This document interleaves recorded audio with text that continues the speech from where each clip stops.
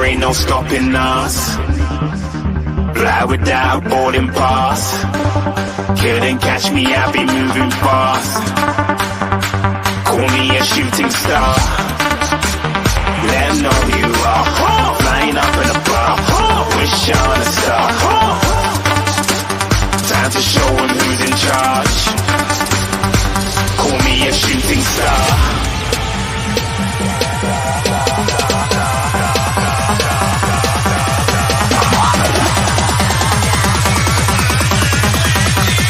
Shooting stars. Didn't even get to cross.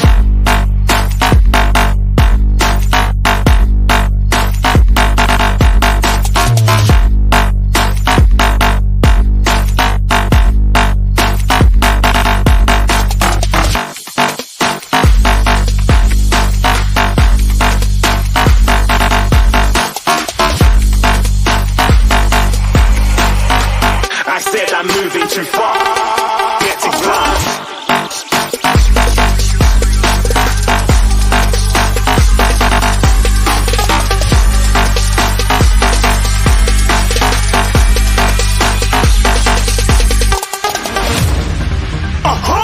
Looking at a shooting star. Got more than a couple of people going mad. I swear they're rooting hard.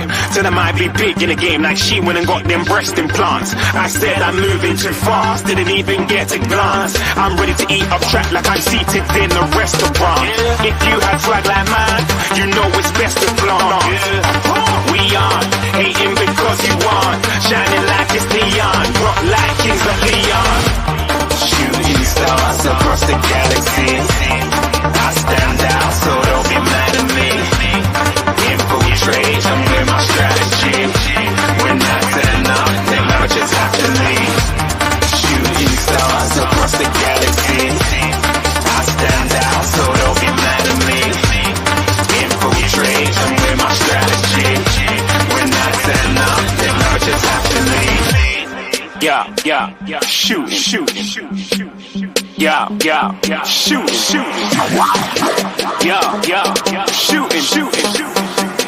Yeah, shooting shots.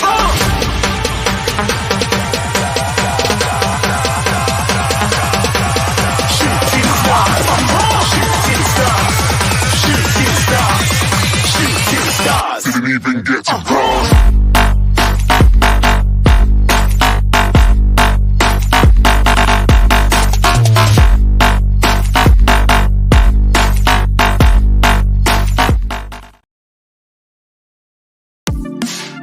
The first game we look for, Robbie. Tottenham away. When we got Tottenham away.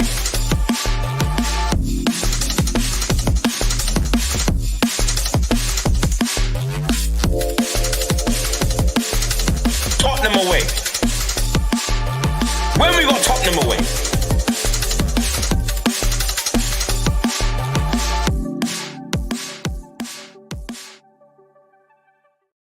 What's happening, people? Welcome to Tottenham Away. It's the post-match reaction show. Wow.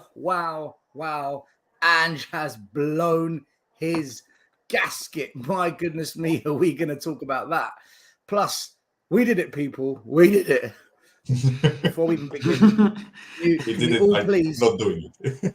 we did it without doing it. Can you all please Hallelujah. join me, whether you're watching at home, whether you watch this the next day, or whether you're on the show, because all week we've had nothing but Arsenal fans telling us North London forever. We've had nothing but Arsenal fans telling us that Arsenal and Tottenham should unite. And we've had nothing but Arsenal fans tell us that we're going to give them the league. So it's only right that we repay the favour. Everyone join me. Stand up. If you hate Arsenal, stand up. If you hate Arsenal, stand up. Stand up. If you hate Arsenal, stand up. If you hate... Dan didn't stand up. Dan didn't stand up. As soon as they scored the first goal, the whole stadium, stand up. And then the second goal, when they scored the penalty, it was Fucking hate Arsenal. Listen, Shame about the any Arsenal, wasn't it? Shame Spurs about the fan- Arsenal. That's what we were saying. Shame about the Arsenal. That's it. Dude. Listen, any Spurs fan who doesn't get this, any Spurs fan who doesn't understand this, and any fan who in their blood, in their bones, really wanted to win today, what the hell, man? Like, do you know what? We're going to get into Ange. I think Ange is upset with us, but do you know what? Welcome to Tottenham, Ange. You got to learn. This is how it is, right? But anyway, look, guys, let me say a quick hello to everyone. Big up to everyone in the chat. We've got 300 people watching already. Thank you so much for joining us. Much love to you all. Even if you're Gooners, bring your bitter tears to us. We will drink your bitter tears. Guys, how you doing? How you been? How you feeling? If you're watching the show, by the way, like, subscribe, smash the notification bell, and comment away. Michael, man, how you feeling, brother? What a fantastic loss. Mate, I kid you not, I was confused as fuck throughout the whole game. I was just confused, right? Because like I've sat here watching the game with my girlfriend, right? And like there was this one breakaway where I think Betancourt got the ball and we had like 4-on-3, right? And I kid you not, I instinctively reacted like positively, like, I got chuffed and I wanted to, like go into the emotions. I was like, fuck. And, I had myself back. She pissed herself laughing. I kid you not. Like, but it's just instinctively, right? But then, I had to keep reminding myself, like, no, Michael, you actually want to fucking lose today, right? Like, stop it, mate. Like, I don't know, mate. Like, it was such a weird experience to actually, like, I didn't want, like, I didn't cheer for us losing, right? I actually wanted us to play well, but I wanted us to, like, it's so weird to say that, right? I didn't want us to lose, but I am happy with us losing. Like, that's such a weird thing to say. It's not weird. You're not an Arsenal fan, Michael. You're a Spurs fan. You get it. Like, I hear what you're trying to say. I hear what you're trying to say, but nah. It was especially like logical for me because we have nothing to fucking play for. Like, this game doesn't matter, right? We are fifth anyways. Like, for people who actually thought that we are getting like fourth in Champions League, forget it, right? Villa just need a point at home to Crystal Palace, or even if it's away, right? Like, forget it. It was never happening. We actually had no interest in winning that game. It's just as easy as it is for me. Like, why would you actually want to hand the title on a silver platter to your worst enemies, right? That's the way I felt. Yeah. Listen, I think most fans feel like you. Mari, I've got you on mute because I keep getting loads of noise from the airport in the background. So I'll try. We'll see how it works. Okay. Yeah, bro. Look, you're looking quite dapper. You've dressed for the occasion, the funeral. Yeah. You have dressed for the funeral of Arsenal Football Club. Our condolences. Our condolences to you, condolences, Mari. How you feeling, brother? Yeah. How you feeling? Oh man, like Michael, I feel weird because when Sonny had that one-on-one, oh, wait, okay, he did score. Yeah, we need Sonny to win. So, I'm not heartbroken. Blue moon. So yeah, I'm happy. Arsenal lost. Standing alone. I was telling the bartender that I'm a Spurs YouTube podcaster, but I'm rooting for us to play a good game. But if we lose, because we're going to lose, I would not be sad. And he was like, explain this to me. So I explained, I actually taught the bartender the whole rivalry between Arsenal and Tottenham. So basically, most Spurs fans are wanting us to lose so Arsenal won't win it. And so he kind of understood. And so, yeah, man, I'm not heartbroken. So there's a smile on my face. North London is ours. It's going to be an interesting show on Thursday. And yeah, come on, you Spurs City. Listen, let me tell you something, right? They're not even from North London, and they have the audacity to sing North London forever. Just get out of here, man. Like you thought we were going to give you the league title. You think Hyunmin Son didn't know what he was doing? You think when he saw the whole South stand and he's like, fuck this. Still, I need to get to this. Apparently, Ange said something about Levy and the board. Apparently, yeah, he had to go. We're gonna get into it. By the way, I don't know if you saw this, but when Son went through and he missed, mate, I'm not even joking. Look at the clock time. Pep Guardiola. Yeah, he was on the floor. Yeah. That was man. That was quality. Hasper, how you feeling, man? Are you glad that's finally over? We don't have to go. I'm relieved, bro. I'm relieved, man. I'm just. I've never wanted us to lose so much in my life. Like, as crazy as it sounds. Like, I don't think Ange has really got himself in the right. I don't know. I don't like his comments. I'm sorry. I really don't like his comments. I can see what he's trying to do or trying to say, but I don't agree with the way he's gone about it. I know we'll go into it later, but a little bit tonight was too little too late in terms of tactics, I think. But anyway, we'll get into it later, so I'll keep my mouth shut for now. No, listen, we're going to get onto that because we were talking backstage, Michael and I, about how why change it now when we've played Newcastle, Villas and Brightons and Arsenals and Chelsea. But we'll get into it because it's a big point because as much as Ange got angry tonight, he kind of brought this on himself as well a little bit, you know. So we will discuss it. But Dan, you must be happy that we've silenced those gooners and not one of them in the chat tonight. What a surprise! Marcus is there. Marcus is there. DJ Marcus is there. DJ Marcus has always been quite humble though. Where's Frankfurt Gooner? Where's Zaffa Gooner? Where's oh, there he is. Zaffa Gooner said, you know what? Respect you, Zaffa Gooner. You turned up. I'll give you respect. Where's Connor? Where's TJ? Where's Minerals? Where's Connor donated something. I would say Connor donated. Zaffer's been humble. Zaffer's always humble. He's cool. Frankfurt usually talks to banter, but Zaffer's usually to be fair, he is here. Where's Oregon Gooner?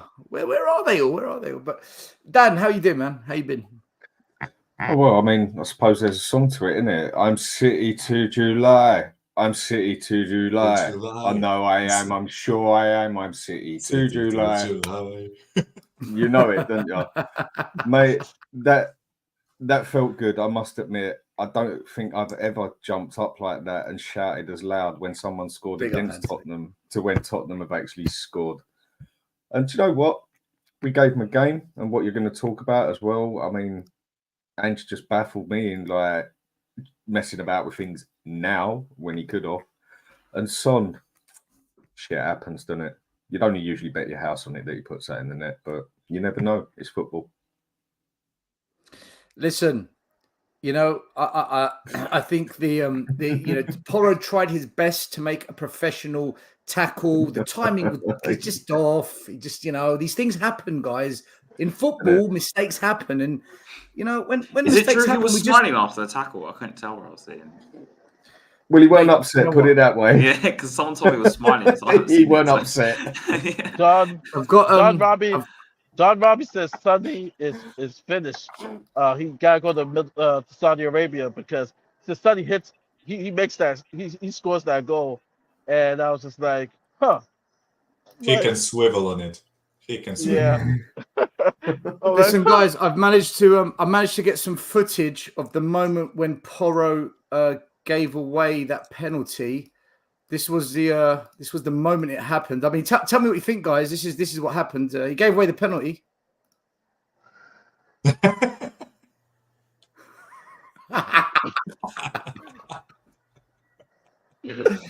Oh man, Gouda tears. I love it. Box office, you were at the game tonight, my man. Sorry I didn't catch up with you. I was in a rush. I had to come back, set up the stream, and go live and whatnot. But look, we're bantering, okay? At the end of the day, we lost the game of football. We're not losers, but anyone that's a Spurs fan, we know what this means to us as fans, right? We could never spend the next 20 years hearing, you want us the league, you want us the league. If we've got to take a 1-year hit, so be it, man. If it means taking 20 years of pain away. That's what it's about. And if fans don't understand that, I don't know what to say. So, yeah, Alex, how you feeling, man? I'm relaxed. Sava's right, man. Sava's right. It's never boring being a Tottenham Hotspur fan, isn't it? You know what I mean? Because I was literally trying to do my video, just looking at the game, reading, over, summary of the game.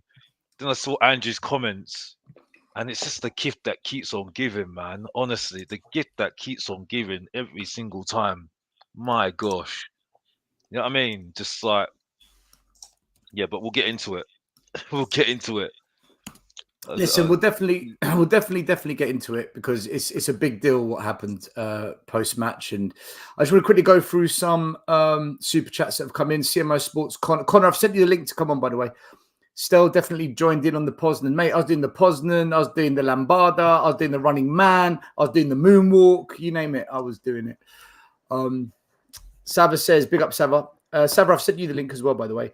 I took Pelters last summer when I said Villa had better players than us and finish above us. Just goes to show how much in denial some fans are. Listen, a lot of us have called out these players. A lot of us have been saying they're not good enough in the signings. Some of them are very questionable. So, yeah, it's true. It's true. Sava did say it. D-Boy, big up to you. He says, Ange wants to cry about winning. He should have done it against Newcastle, Chelsea, Wolves, Fulham, and Arsenal. Spot on. This is what Hesper said. I've never seen Arsenal. Especially Arsenal. Sorry to interrupt. Fuck all the other games. Like, fuck the games against Newcastle, Chelsea, etc. Right? If he got a draw against Arsenal, none of us would bat an eye. Right? We would all go into this game cheering our team on. Right? But because he didn't win, why you didn't do the adjustments? Why you didn't start Dragon and put VVV on the left against Newcastle, against Arsenal, or even earlier in the season? Like why you didn't make these adjustments? Why it took finally today to finally put a starting lineup that was, especially the back line, that is respectful ever since Udoji went out. You know, why did it finally take till today? And listen, Murray, we're gonna get into all of that, because one thing I saw today, and it's why I was so happy we lost, is because there was a number of set pieces where we weren't zonal marking, and I'm thinking, why did you not do that against the best set piece team, Arsenal, when they came to us? But we'll get into it. We'll get into it. So listen, like D-Boy saying, Ange can cry, but take a look at some of the decisions you've also made, right? Big up to D-Boy for that. D-Boy sends another super chat. He says, Liverpool fan, you say. Not to me when they was talk about Arsenal. It was no, we don't plan to stop them, but to City, it's no to red carpet roll over. I think he's talking about the Champions League when is he talking about the Champions League? Liverpool fan, you say? Is he referencing the last Liverpool game? I don't know. It was no plan to stop them, but for City, no red carpet roll over.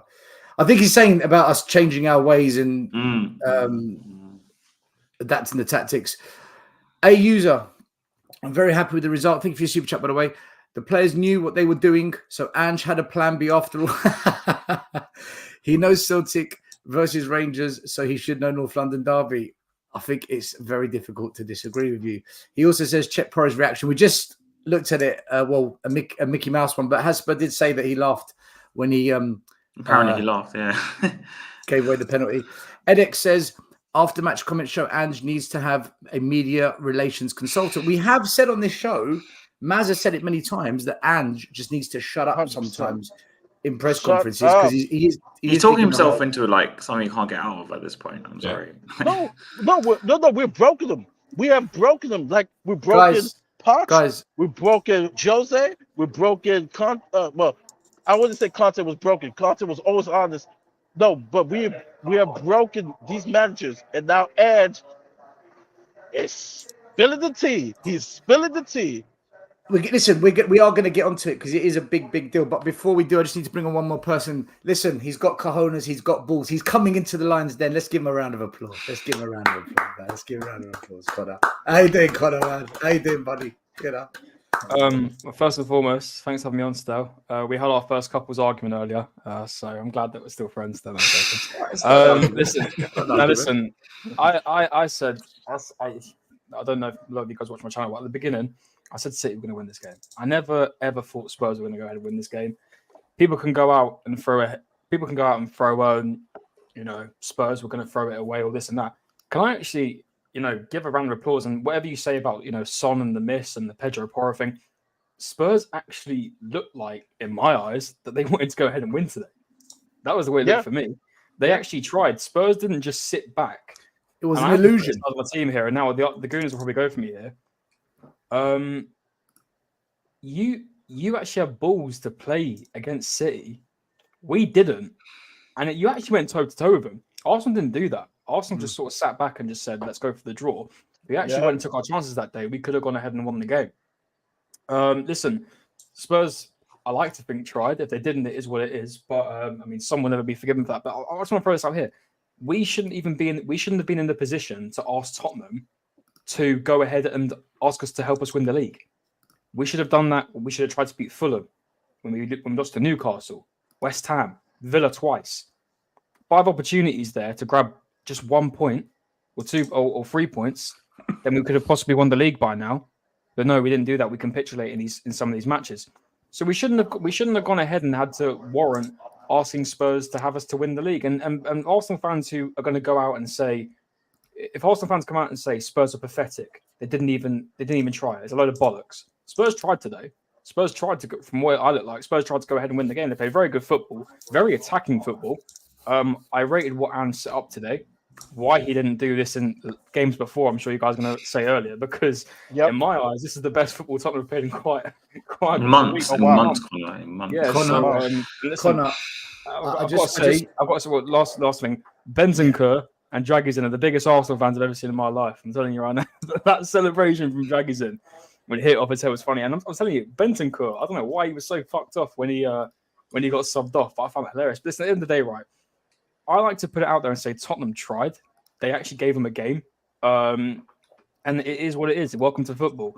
And people who say that West Ham are going to do something next week, wake up and smell the coffee. But it is what it is. We move, and aren't we all we're all London bottle jobs, aren't we? Really, we haven't won anything for ages, so we're all in the same boat here tonight. Connor, can I ask something quickly? Sorry. Because I watch Lee Gunner's channel a lot, yeah. I was watching his stream yesterday, and he was calling out a lot of your fan base by saying you lot are supporting Spurs, you're not Arsenal.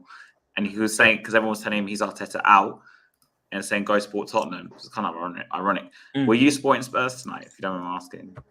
I wasn't part of the brigade that was saying COYS. I've never said those words in my life. COYS. Yeah, I know. I'm just asking. Making Arsenal badges combined with Spurs badges. Listen, I wasn't grown up in North London. I wasn't part of I've never been part of the firm or any kind of stuff like that, right? But I know for a fact that these two clubs, we have a massive hatred for each other. Listen, would I have been happy if Spurs won today? Yes. Would I have prided it like it was the best thing ever? I'd have been like, yeah, cheers Spurs, thanks for it. I'll banter it, but I won't be saying, please Spurs, do us a favour. Come on, Son, give me one to the face, will you? Like, because FTV did that watch along as well. I've heard. Listen, I took the piss. I've done a pray along as well, and I'll admit that I've done a pray along, but it wasn't to the fact of where. Listen, my channel's a sports channel. I cover all things football. That's a dedicated Arsenal, and I don't care if I get caught out of this. Robbie has a channel where he talks football, DR Sports. Why did you have to bring it over to AFT? Listen, I know people say, oh, it's Arsenal. It's a game where Arsenal could possibly go ahead and win the league, blah, blah, blah, blah, blah. But all that aside, right? Connor, I don't agree with the people that went ahead and said all this stuff about COYS, making Arsenal badges with Spurs badges, combine them together, making us look like fools.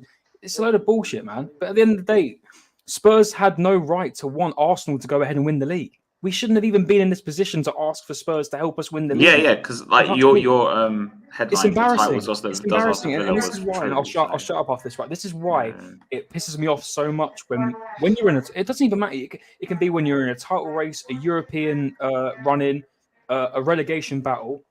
If every win or point matters, so if you go ahead and when we lost to Fulham, it's all right. We'll move on to the next one. On to the next one, lads. It's all right. Look back at it now. If we beat Fulham that day, we wouldn't be in this position. You know what I mean? So it is what it is. And listen. That's great. That's nice. That's wonderful. Big up to you for being here. But my friend, this is Tottenham away. It's a bit different here. We say it as it is. You said you were going to win the league. You said you were going to win the league. When? You are not getting away with it. And when I see Stefan, God help him, He was if on my on show Sunday tonight. He was on my Man show City tonight. lifted, Yeah.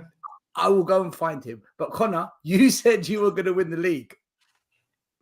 Yeah, I said we're going to win the league. And then we lost to Aston Villa. I mean, well, Well, there's two ways you can look on this. Was done You after losing. I knew damn well the title was done after that Villa game. I just knew it. I literally said it. I made a match reaction. I knew it was over. Can we now begin to open the conversation? Not tonight, but at some stage, because uncomfortable conversations may need to be had come Sunday, that Arteta is Pochettino with an FA Cup, because he is about to bottle it again. That 2-0 loss at Villa is where you lost it. And it has come down to this. Another season, no trophy. £700 million spent. If this was Poch and Tottenham, what would you not be saying? We'd get ripped to yeah, pieces. we'd be bantering you for it. But the thing I say with it is, So I'm going to come for all of you come Sunday night. Mark, once it's official. Still, you know damn well I am not. Still, you know damn well I am not like the Stefans of this world or the top gooners. I like to think I have a. Listen, maybe sometimes I can say the odd stupid opinion, but I like to think I'm fairly reasonable when it comes to Arsenal, right? In the eyes of the club, except for when you said you were going to win the league. Okay, listen, I said it. When did I say? Who did we beat before? Who was it? I don't care. You said it. Game. It was before the Bayern Munich when we lost to 1-0. Whoever it was, we were on a good run. And I thought, listen, we'll do it. But listen, beside the point, right? In the eyes of the club, in the eyes of Arsenal Football Club, the hierarchy, all that, Arteta has no reason to be sacked. We came second, close title race, blah, blah, blah, blah, blah. But in the eyes of the fans, or in terms of fans, in my opinion, I don't think he should be here next season, because I feel like fair play, respect to what you've built. You've built a good squad that's challenged twice. Respect to you.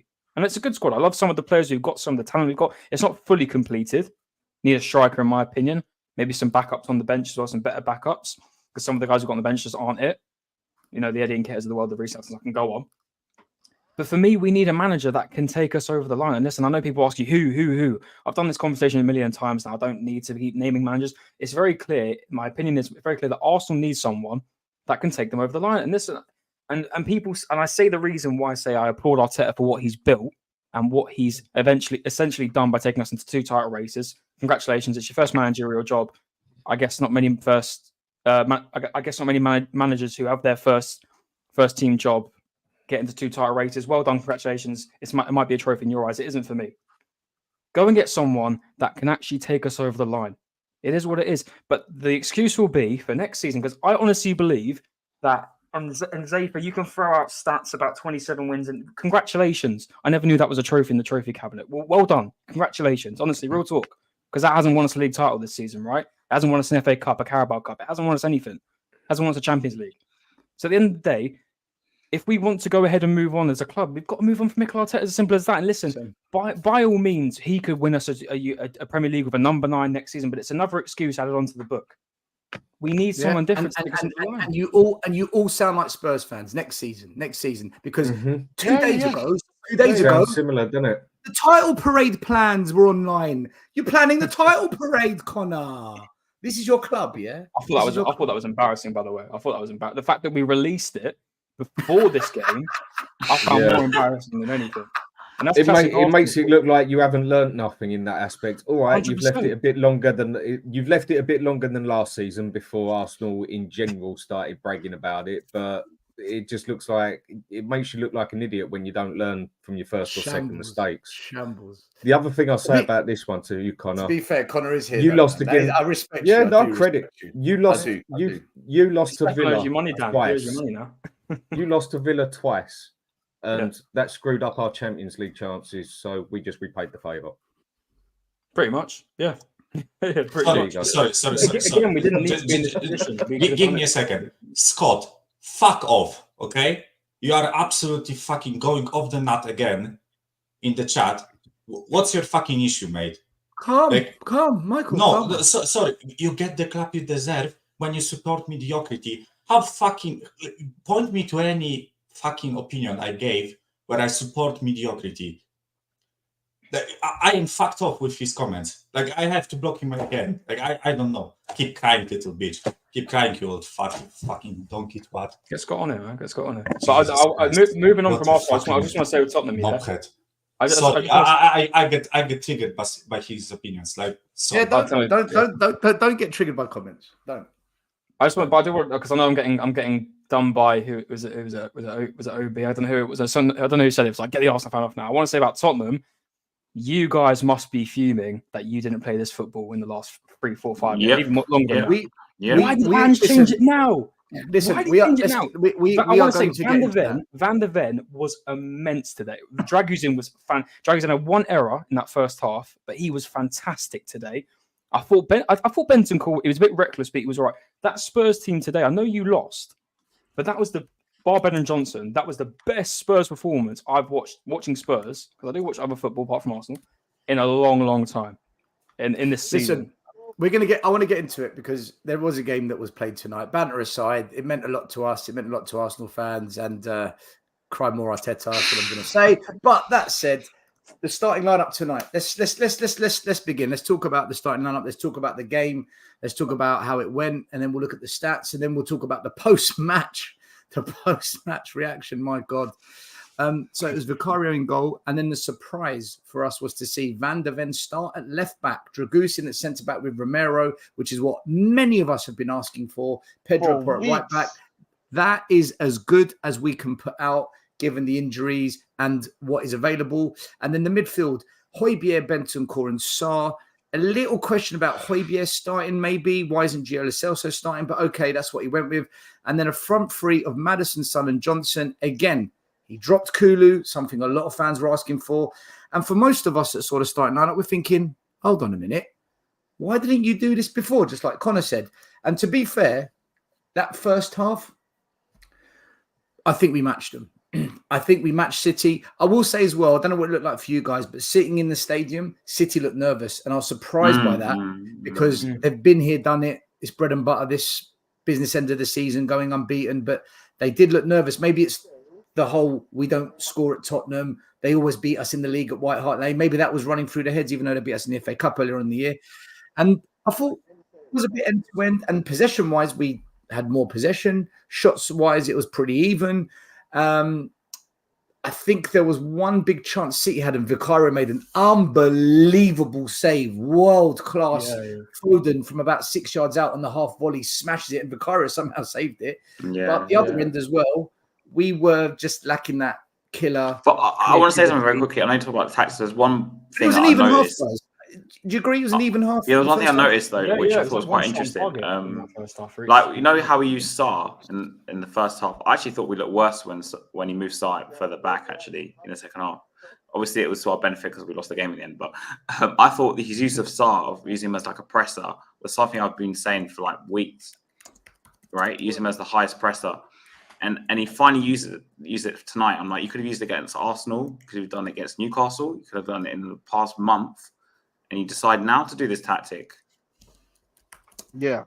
That's why I had my head. A month too late. I was scratching my head because I'm like, why now all of a sudden you start? I was almost thinking like he was listening to the streams. Yeah, because the Sarr thing was something I've been saying for a flipping month. Yeah. And it's just like, now you want to do it? Now you want to do it? Now you want to adjust? I was just like, you should have done this a while back. If you did a while back, maybe we would be in fourth place. Maybe the performances wouldn't be so dreadful.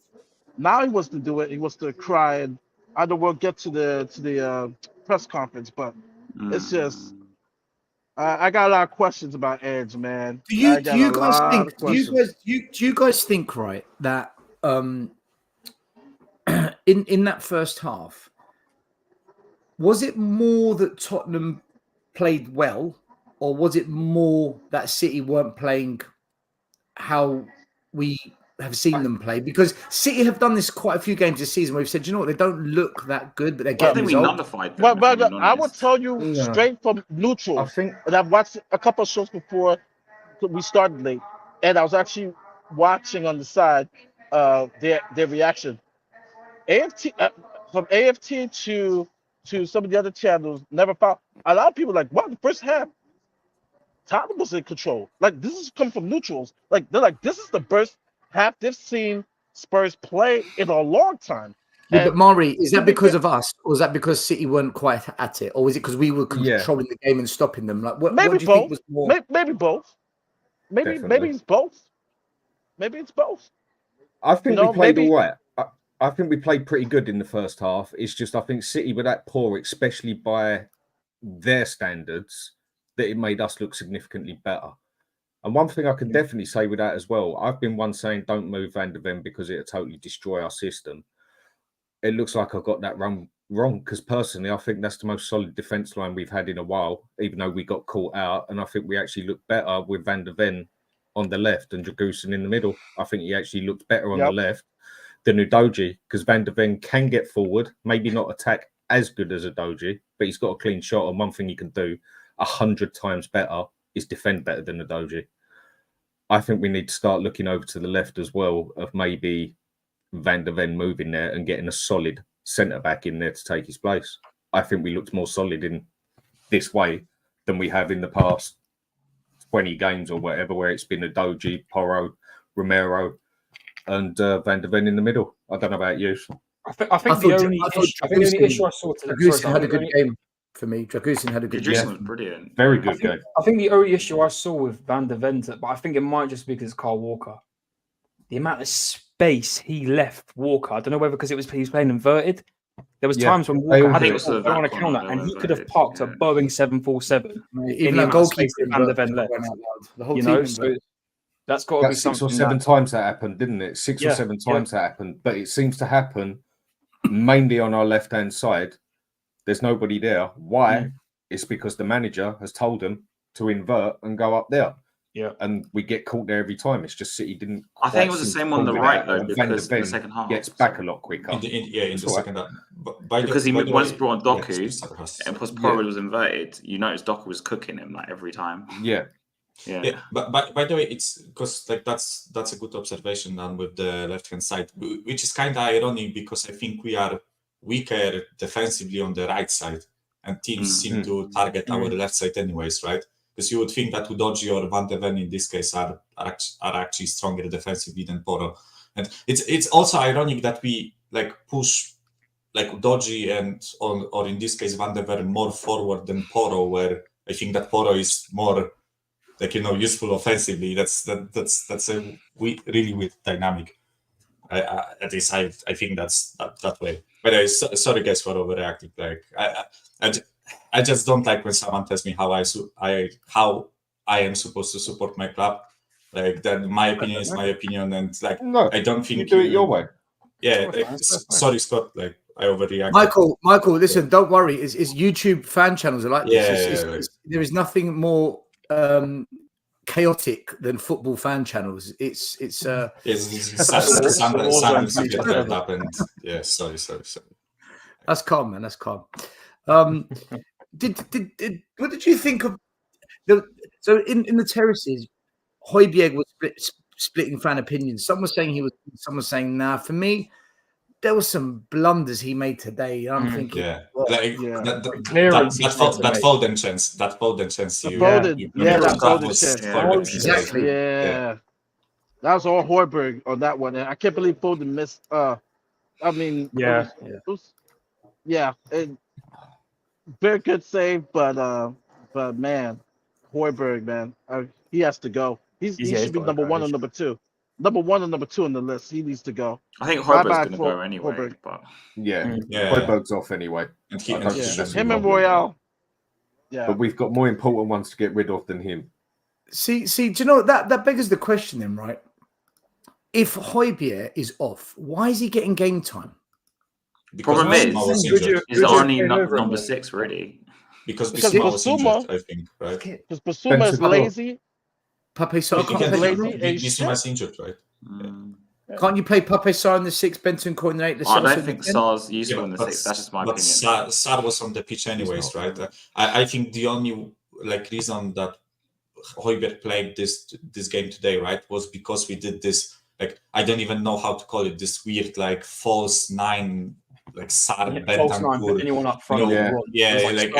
Basically, like rotated, basically we kind of like rotated or something, right? And I think that the only reason he was playing was because we actually had 4 midfielders on the pitch, When you look at Højbjerg it, is our only anchor man, basically, isn't it? Yeah, He's the only literally, out and out anchor man. Whereas the other defensive midfielder we've got is Benton Core, but he's like a DM, deep line playmaker sort of thing. He wanted a anchor man there, and I think Højbjerg's closest we've got. I'll make you right, Mike. Yeah.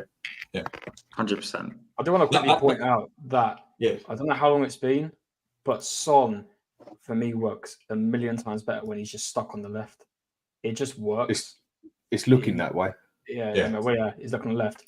But That's then another one you watch him on the left, and he done. I think Son. You know, people can call out the one-on-one how much ever they want. Right? You look at the left, and you compare it to the geezer that was on the right today. Apart from running, I don't know what Brennan Johnson adds to your squad. Like real talk. He was so shit. I am He sick was to death of fucking- any fan Oh, defending Jesus this guy. Christ. I've slated him from day one. Okay, Michael got triggered earlier. Now I'm triggered. I've been slating this guy from day one. Yes. When he's scoring goals against Luton and against Everyone Fulham and against Palace and Nottingham Forest. Oh, look at him. He's proving you wrong. Pow, he's proving anyone wrong. Missing against Arsenal, he's missing horrible. against Newcastle, missing against Chelsea, horrible. missing against Liverpool, missing against Man City today. This guy is a mid-level player. He has no right wearing the Spurs At shirt. best. Can't beat a man. One decent cross a game. Can't score anything but tap-ins. He's shit, man. 50 million down the drain. And Problem Spurs is, fans though, say, is that he's come out and give said him a that it's his chance. signing. wait till next Mate. season. Be Mate, patient. I- For I- what? He's Isn't it Gareth Bale, mate? Man. Isn't it Gareth Bale? mad, Oh my man. He's not God, Gareth. he's awful. Mate, Mate. yeah, go on, Dan. Sorry. Him and Kulu are both I'm just- finished. on the show I watched before this Boom one, was finished. I had to put up with people on there saying that he's had a pretty good season and that he's going to do us things and whatever else. What And the that's all I fuck, could mate? say on there was like, are you real? Sort of, is this just how accepting we are as a fan base when we're happy with fucking Johnson, Werner, Son is the only good one, and then you've got Solomon, and when we're happy with spending 50 million on a player like Johnson, who is blatantly bang average at best, and the only way he's improved is you now see him for maybe 10 minutes instead of 5 in a game, if you're lucky. Oh, what are we going to start seeing him for 12 minutes next season? Sort of thing. Mate, he's not going to improve by higher standards as such. For me, sub at the very best.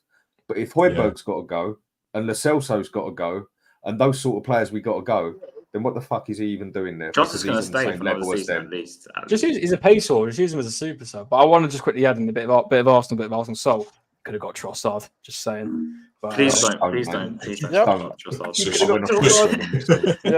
Yeah. You did I'm it. so angry we didn't get him. And they fucked that up as Do you well. know? yeah. Do you know what the funny thing is though? At the end of this season, Brennan Johnson and Trossard are going to win exactly the same. Oh yeah. Okay. No. I'm just saying it, man. It's fact. You could happily admit you take Trossard over Johnson. What worries me though about Johnson? 100% would take Trossard over Johnson. Of course. 100%. What worries me still though is Listen, that this is what I mean. Like, so many fucking. There's one Arsenal fan I really fucking go at. saying to sell him. Ange signed off on this guy, man. But Yeah, Ange yeah, literally no. came out and said, "See, no, I don't know if you watched that Schwarzer interview. He even name dropped Johnson as a player. I can't remember how he said it. As to say we have all these attacking players. Name dropped Johnson, and the whole thing saying, "Oh, I signed off all these players," implies to me that he did actually like endorse this signing, which kind of worries me if I'm being honest. Do you reckon put this is the- now put going to the become a spoon in trend mouth. where managers join Tottenham and then they just start slagging them off come end of the season? But you know what? But no, Hope so. has he snapped today. Maybe, like I said, he was playing the line. He was towing the line. He wasn't being honest. Somebody on this panel, I think, called him a liar. They say he's lying. Yeah. Where we had That's honesty with Conte. Yeah, they did. Because That's Conte me. will tell you the truth. Conte said that's a club signing. While Ange is like, hey mate, everybody love the mate. Oh yeah. Whoever we bring in Timo, we bring in Prince, we bring in Michael Jackson. I support the signing, mate. Michael mate. Jackson. Yeah. Oh yeah. Yeah, you know, so it's just he put his foot in his mouth about that. And now we're starting to It's see the coming wheels back. to come off. You see the wheels starting to come off like, yo, this club is shit. I need better players for my system. We're starting to break them. we're starting to break him. And it's sad because I like the bloke. I think he has a. I can see why people like him. He's a cool guy. I like the other managers.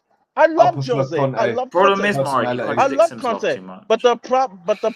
But the problem is, you know, it always goes back to Daniel Levy and the board. But Mari, That's what we've been saying. every week, Mari, mate. Tottenham away, Sorry. right? Every week on Tottenham away, we have been saying for about 4 months, and Dan's been saying it as well, and a few others have been saying it right on their channels. Yeah, myself too. Ange is more and more looking like a yes man, and a yes man Yes will man. always fail at Yeah. Spurs. And I you know said that what? in November. The yes man has now realized, shit. Oh dear. But he's signed up for this now. Yeah. So Yep. Yeah. you know, You I can't Do you cry think that's about why he's Conte contradicting because himself? Yeah. I prefer Conte as a person, as a manager, the way he is. I relate it to myself on that one. He's just blunt and blatant, and he says it how it is. He ain't playing sunshine up no one's ass. He don't piss ball about. He just gets to the point, and that's how it is. The problem is, whether it's football, whether it's anything else you want to go to on this bloody planet, people ask a question, but they don't really want an honest or a straight answer. They want sunshine blown up here with rainbows and fairies and that. No, just be blunt, be blatant, get to the point, say it how it is. If people can't handle that, then don't ask the bloody question. That's why I prefer Conte, his attitude style as such, over Ange. But I'm not saying I dislike Ange. I just prefer the blunt and blatant. I like the truth. Give me the truth. Don't Yeah, I mean it we hurts. say this about friends. We say this about friendships, right? Your close friend, your best friend is gonna tell you something, even if it hurts you, they tell you the truth. Your casual friends or not true friends will always tell you what Mari, you want to hear. They will tell you what you want to hear. You're You know, 100% right, mate. If you're in the pub and you're trying it on with this bird and you're not sure about her and you go to your mate, do you think she's fit? Now, chances are your mate will either say she's fit so that you go for her just to wind you up. But if he's an honest friend, he'll say, no, mate, that's not Champions League standards. You know, like if you like Europa Cup, that's up to you. But that's what a true friend would do. They'll tell you like, you know how you obviously now Conte's come out, Conte came out, sorry, said what he said. Ange is now sort of sprinkling on the same aspect. Do you reckon? But it's the way he's doing it. I just guys, listen, let's finish off talking about the game and then we'll come to it because this is a big talking point and there's lots I know we want to discuss on it. Half time it was 0-0. I was personally worried. The stadium, it was a weird atmosphere, guys, by the way. It's very weird. No one knew how to behave before the game and during the game. And at half time, I think we're beginning to worry, like, we're going to do the unthinkable here, aren't we? But second half began. And on the 51st minute, Haaland scored. I think Romero was out of position. Foden crossed the ball in. I couldn't see from where I was, but look, there's some kind of fluffing around and the ball kind of just fell on the line. There is a video going around of Vicario diving, but it looked like he was deliberately diving the wrong way to let the ball in the net. People saying it was fixed. Listen, if it was fixed, good. And it went in the back of the net. Obviously, it wasn't fixed. Still, I will be honest. At that point, I've got to tell you, I've been to a lot of Spurs games in my life. That away end erupted. Those City fans went crazy. And whilst they were jumping up and down and whatnot, the whole stadium, Connor, you're not going to like it. Fucking hate Arsenal. Fucking hate Arsenal. And I felt happy again because I was so nervous for like 50 minutes and suddenly I feel happy, man. I'm happy. So I'm going to be honest. From the TV, from when I was watching at the bar at the airport, a slow motion, I was shocked how Vicario doesn't get to that ball. I'm not saying it's conspiracy. I'm like, Vicario, how you don't get to that ball? I'm like, if any Arsenal fan want to complain about that, that would probably be the point to complain because I'm like, the ball just goes through him, and then Romero's a little late along with such and such, and it's a tap in. But I was like, Vicario, you could have blocked that pass, but hey. Well, Mari, they were 1-0 up. The stadium was weird because the City fans were smelling another title. The rest of the Spurs stadium were in relief and just took it out on Arsenal chance. And then the weirdest thing happened. We made a substitution. And like I was saying about 5 minutes before that, I said to the guy next to me, I think we should take off Bentancur. He's on a yellow. He's given away another foul. One more, he's going to get a suspension. And I was thinking about it. And I personally thought that Bentancur was on the edge. Now, I don't know why Ange subbed him. Maybe it's because of what I was seeing. But he took off Bentancur.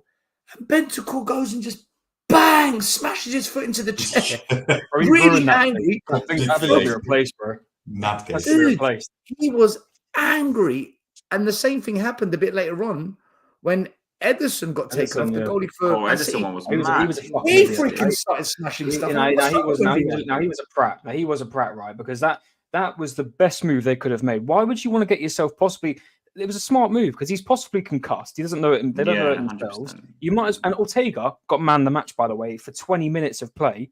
It was a fucking great substitution. I hate when players lose their shit, especially Ederson when he's just had an injury. Ortega, Balsam. He was fantastic. Ortega, take a now that there is no.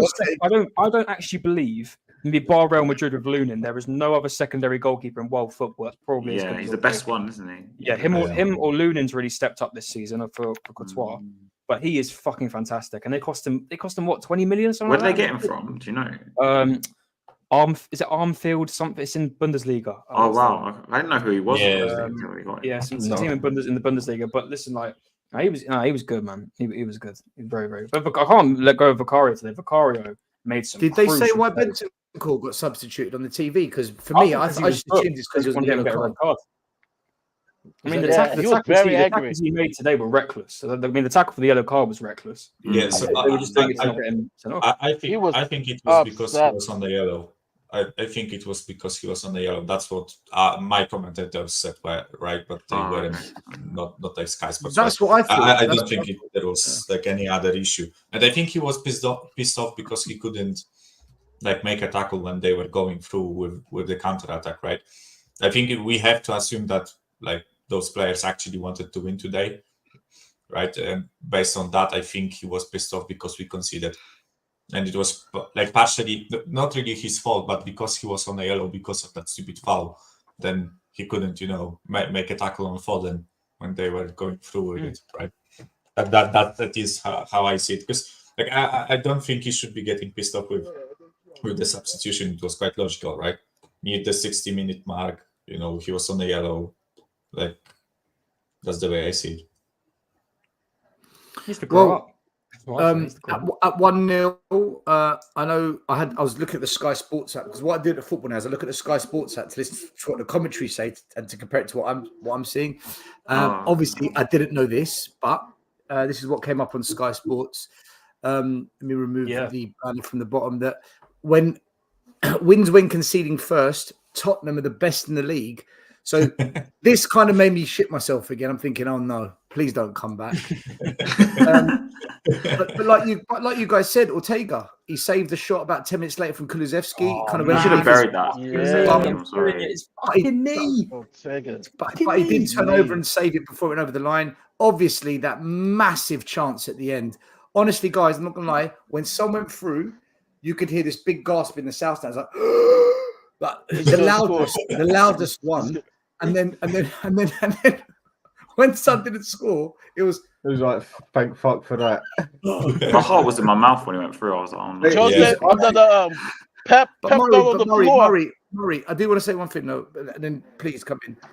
I have to say, because I don't want this to come across disingenuous. There were a lot of Spurs fans that were cheering on Spurs to win today. It wasn't just pure lose. There was a lot of Spurs fans that actually in the stadium were backing the team. I got an argument with the person next to me. So I got into a row as well. Yeah, we'll talk about that. Pep on TV. Yo, Pep thought Son was gonna score. He fell on the floor. This Hey,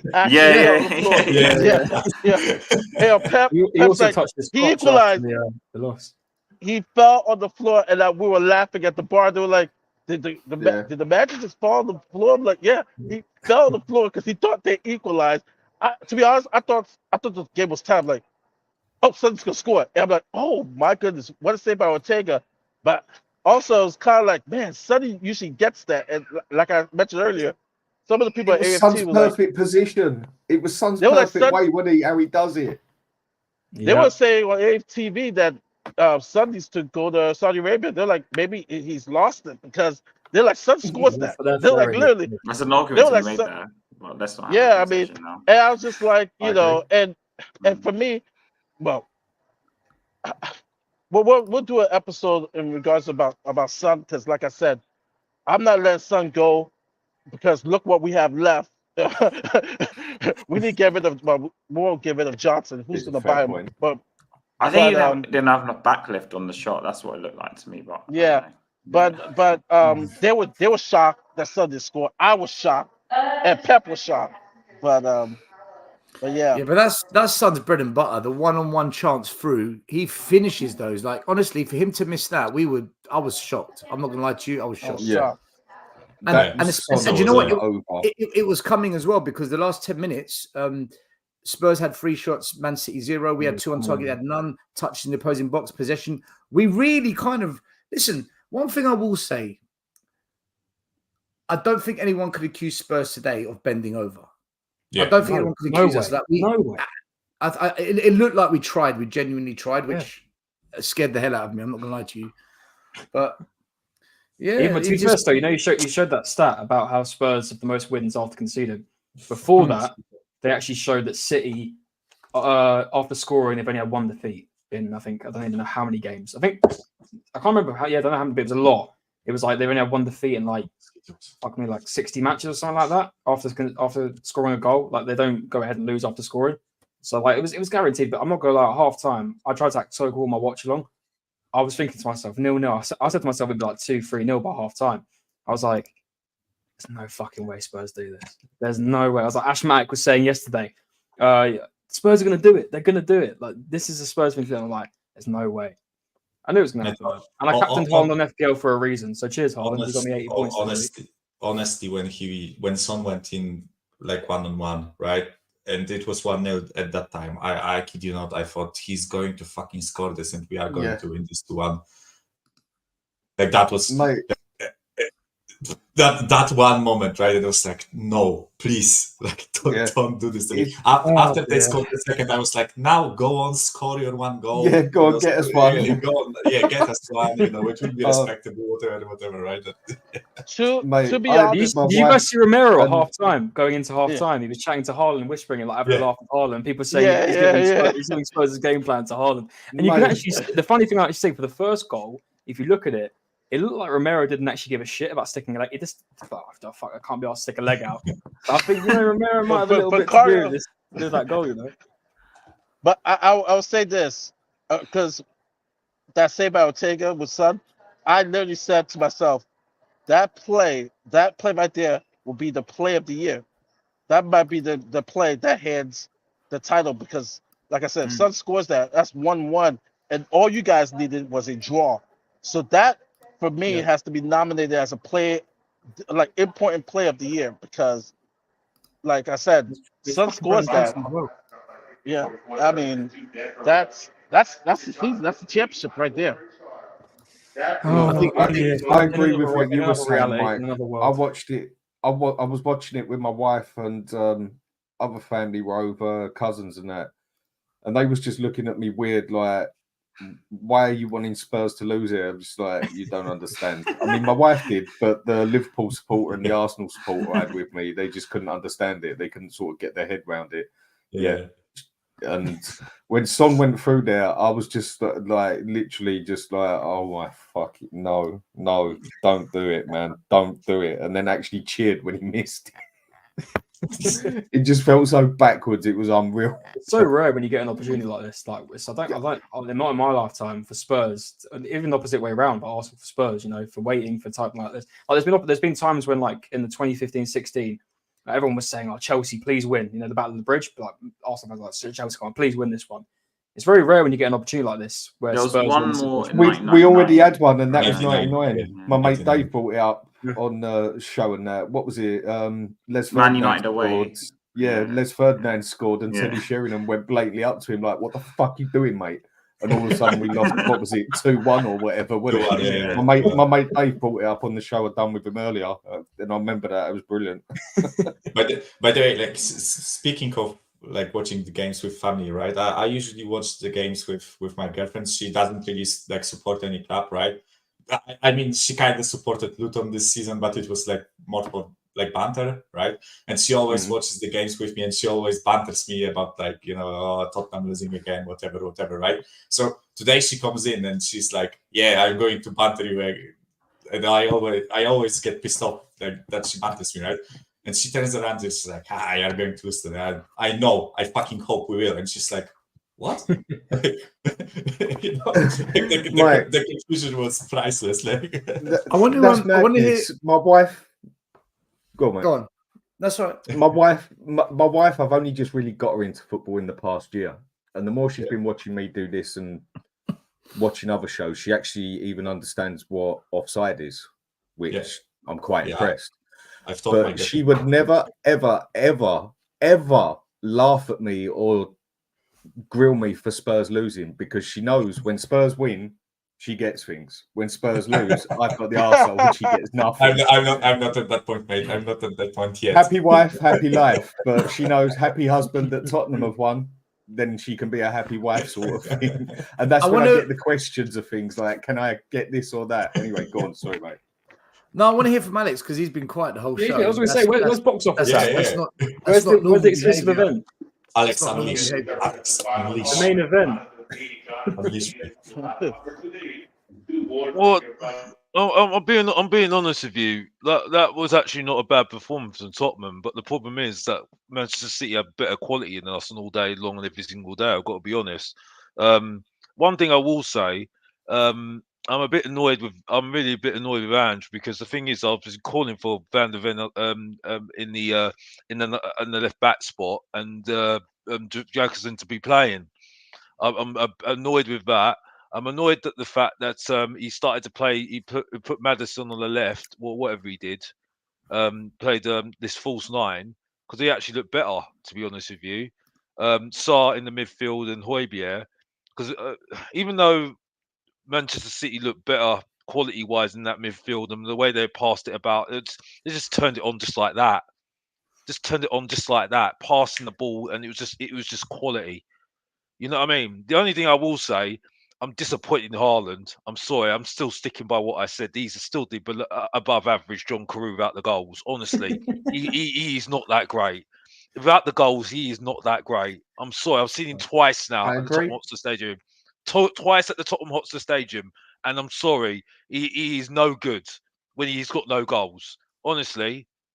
Like, he's scored a tap-in and a penalty. Right? You know what I mean? I was more impressed with Rodri, Silva, what is it? What's his name? The winger, the English winger. Foden. Doku's quality. Guardiola, Edison. I mean, yeah, that's it for me. The goal was really good. He just got absolutely twined. Poro. And I've got to say, Romero, stupid. Absolutely stupid what he did to Edison. Absolutely idiotic. Oh, no. He had every right. He's No, stupid. no. No. I'm going to disagree. No. He had every right. I'm not hearing it. No. I'm not hearing this. I'm not having the Romero fan club here. I'm not letting you get away with that. No, I'm not letting you get away with that. No, I don't care. He had every right to go after that ball. He's not stupid. He had every right to go after that ball. Yeah, every right. No. He did. I will show you clips. Everybody on the NBC Sports Channel said, I don't care. The guy's stupid. Every right to go after the ball. Yeah, every right. And he did not hit him with the foot. He hit him with the hip. It was an unfortunate accident. He moved his foot out the way. Yeah. He moved his foot out the way. He had every right. No, I'm not having that. No, bro. I love you. Alex, you've got this one wrong, man. Alex, you got that wrong, Alex. You got that wrong, Alex. He got that every right. Romero had every right. Yeah, you're smiling as well. Every right. Romero had every right to go. Every right. If my striker don't go for that, I'm grilling my striker. And Alex, you know, I agree with you on a lot of stuff. You're my boy, Alex. Sorry, mate. You're my boy, Alex. Alex, you're my boy. I'm not letting you go with me. No, that was smart. And he did not hit him with his foot. He hit him with his hip. and everybody on NBC Sports, all the professionals, even the commentary, even Arsenal commentary. What's his name? I forget. Said Romero had every right to go after that ball. It was just an unfortunate and he could have gone accident. through him with a foot as well, and every possibly right. got away. I think it was really. I don't agree. I'm sorry. I just think that was just. I will go hard. I will go. Alex, I will what go are you hard on disagreeing Romero. with, though? What are you disagreeing with? What was he supposed to? No, you want him to be timid? You don't want him to score there. You don't want. You want him to be timid. If he went studs up, I'd understand your point, Alex. But he didn't. Yeah, he kicked he it didn't. with the studs to He the did head, not go then studs fair up. enough, right? But He hit him with his hip. Yeah, because he moved out Even the though way for it. even though it still hit him, He moved out the way. Yeah, Like, but he's got the right to contact go sport, for it. you know? I would expect my striker every right. to go for that in a last-minute but, situation. If he didn't, I'll go off my head. But I mean, I don't agree. I mean, I didn't see it fully, but if it hits him, So if you didn't see it fully, you can't comment on it. Hold on a minute. My point. Oh, I don't really care. I don't really care because I saw the reactions of the players. This is what we call flip flop. I don't really care. I saw the reactions of the players. I don't. No, because I don't flip flop. My point is you anyway. Didn't see it properly, Alex. Oh well, whatever. I don't really care. Thank you. I don't really care. Last We week, move on Alex. anyway. The thing is, the guy got injured and he was annoyed. Alex, this is like you being in court, right? And Shit then, happens. was it that person there that robbed the bank? And you said yes. And then 5 minutes later, well, I didn't see his face properly when he robbed the bank. So how do you know it's him? I don't know. It doesn't matter anyway. It doesn't matter. It's just an opinion anyway. It's just an opinion anyway. I don't really care. It doesn't matter because you're in the wrong. I don't really care anyway. It's not like I'm just doing the job anyway. But my point is, you're my boy. My point is, Mario, the main event needs to speak, bro, because I've been sitting here for about hours not saying anything. Let's let the main event finish. The point is, go ahead. Right. My point is that just unfortunately, regardless whether we had quality or not, and I think Bentancur was just annoyed because he was playing actually not that bad. To be honest with you, I don't think he was playing that bad in that midfield. To be honest with you, Sarr was having the game of his life. I was actually watching him in the first half. He's having the game of his life. Honestly, Vicario was having the game of his life as well. To be honest with you, and I had that heart in my mouth when Song went through as well. To be honest with you as well. But yeah, it's nice to see Mikey Moore on. I mean, overall, it was a good. We did play actually not that bad. We didn't play too bad, to be honest with you. But Manchester City had better quality than us all day, every single day. I'm sorry, because the way they passed it about, literally just turned it on. With a switch, and the way they were passing it about, it was a joy to watch. It was literally a joy to watch. I don't care what anybody else says. If you're going to the stadium and you're watching football, that is football. That is football at its finest. I'm sorry. I don't need to say anymore. No, you're right, man. On that one, you're right. Oh, the City got a penalty. Porro fouling Doku, clear as daylight. Haaland buries it. Actually, bloody good penalty. And then that was it. On that was nuts.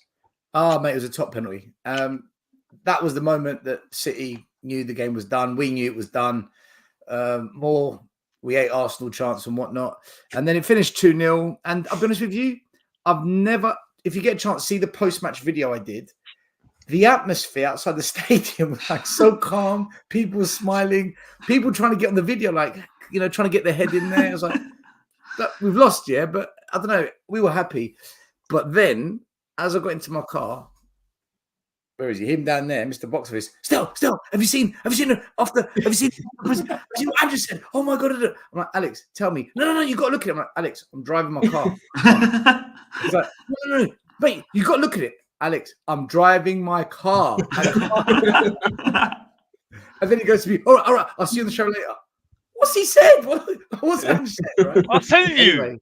I was telling you what was said. Read it. I read it to you. Mate, I couldn't hear. Anyway, look, let's get to it. So in the post-match press interview, I'm loving big engines, all that shit. Yeah. Oh, shut up. First of all, I want to show this video. I want to show a video of an incident between Ange and a fan during the game. I'll see if I can make it a bit bigger. No. So this is what happened. Go on. Okay, Give it to him, man. Go on, mate. Give it to him. So he basically goes over to the fan and he says to him, just so I know who you are, just so I know who you are. And I think apparently he said something about that we should throw the game and we shouldn't be going for the win. And Ange didn't like it. And then in the post-match interview, this was the key bit that he said that's caught everyone's attention. It was this. You can at least see the foundations of what you're building maybe for next season. No, I think the last 48 hours has revealed to me the foundations are fairly fragile, mate. So that's what I feel. I just think that's, like I said, the last 40 hours has revealed a fair bit to me, and that's all right. That just means I've got to go back to the drawing board with some things. What did you make of the fans chanting while you were watching Arsenal after that? Not interested, mate. Don't care. Is that inside the club or around? Outside, inside, everywhere. It's been an interesting exercise. He's gone. He's off. He's off. He's gone. Right. That's Conte. Now, That's I Conte think- in a more polite way. Is that Alistair Gold? Is that Alistair Gold with his questions again? Trying to get yeah, Alistair Gold again at the wheel again. So just Here we go. Causing the stir, isn't he? That's what he does. Bloody hell, I love him. Let's. I love him. Fucking hell. That's why I chased after him when they got my chicken, innit? You know what I mean? Anyway, joking. Oh, was it you who was screaming at him that still told me that? Oh, I'm only joking. Hey, chasing him in the back streets of Tottenham after a game at night. Alistair Gold shat himself. He's like, oh my God, who is this guy? Shit, it's Alex. Ali, Alistair Gold. Was that you, Alex? He's got his chicken. Alistair Gold's got his chicken walking to the bus station. He's sprinting with his chicken. And Alex is like, Ali. In the back seats of Tottenham, man. I was like, oh my God. Anyway, jokes aside. So what Ange basically said there was that, and I think the key bits were in the last 48 hours, he's obviously seen something or something's happened. A lot of people are saying it's the fans because of what's happened on social media, wanting to lose to City. Quite a few fans wanting it. Others are saying it's more than that, that it's the pressure of Levy saying you got to get top four. Again, we don't know. So I'm just speculating here from what people have said. But then the last bit where he said it's inside, outside, everywhere that it's happening. So he's called outside the club, he's called inside the club, and he's called out everyone. Who wants to go first? Because it's one of those situations where another manager has done a Conte, but calmer. But this time, I think what's different is it's come from a guy that everyone likes and loves, and he's the media darling, and in Big Ange we trust. It's not like Conte. A lot of fans didn't like him, so it does sound very Conte-ish. Yeah, Has, you go first. Go for it, man. Yes, what did you make of this? And then I'll go to you, Alex. I will come back to you. Yes, sorry. So, like, for me, I think the thing with the fan kind of tipped him even more. Like, I think I'm watching a guy literally having a meltdown, like, live in 4K at this point. I think the guy's just losing it completely. I think the comment about the councillor stuff as well before hasn't helped his case. I'm sorry. Like, you don't... Like, he's attacking the wrong people, literally. Like, the guy's literally saying... Apparently that council comment was directed at a journalist. It was not the fans, but... And it, to me, for someone who's come from a team like Celtic, had the old firm, it's like he doesn't... It comes to me, at least, he doesn't grasp the concept of the rivalry between Spurs and Arsenal. I'd rather he spoke less, or if he says something, he should have said, "Oh, I understand the rivalry, but we have a job to do," or something of that ilk, right? Something short and sweet. Nothing like, "Oh, if you believe 90% of social media, they'll be against Spurs," and he comes to the stadium and realizes, okay, there's like more than what you think, mate. So sorry, just for that. But like, I just think he's attacking like the wrong people. Yeah, like I can understand that outside, inside, everywhere comment. Like I can see where he's coming from, but it's the delivery is completely wrong. And for what's the sequence of events has not helped him at all. Like what he's done in the ground, which he should know by now was going to go on social media. Like it's gonna, if you know social media is going to happen. And I just think he's dug himself into a hole. His comments about trophies and then he throws away the Carabao Cup doesn't help his case either. His comments about doing it our own way and then tonight he suddenly changes his whole system. He could have done it a month ago. Like, he just contradicts himself on a weekly basis. At this point, I don't know where he goes from here. Because like I said, he's just attacking the wrong people. So, yeah. I agree. Yeah. Alex, you wanted to come in? I actually agree with what Haz has just said, because I think I did defend him on what he did against Fulham in the Carabao Cup because I saw what he was trying to do. But now he's saying he wants to win now. Well, what did you do in the Carabao Cup then, mate? You know what I mean? And you're defending it. You know what I mean? So, I mean, it's a bit contradictory to say that you want to win and then do what you did in the Carabao Cup. You know? That's why people like Dan was calling it out. You know what I mean? And like, I just think for me, I think it just shows you why I was always skeptical. You see what I'm saying? Because I mean, if he's saying that he just wants Champions League, you were saying that he didn't want Champions League in the first place, didn't you? And it's just like, you can't. No, he's pissed off he ain't gotten it. No, and exactly. Yeah, exactly. And I just don't really get it. Really, he said that this was a build season as well. So I mean, but then he's showing us going to chance for the title next season, Alex. No. He said there was no expectations this season. You see? Yeah, you defended it for him, and he sort of just shot himself in the foot, and he basically.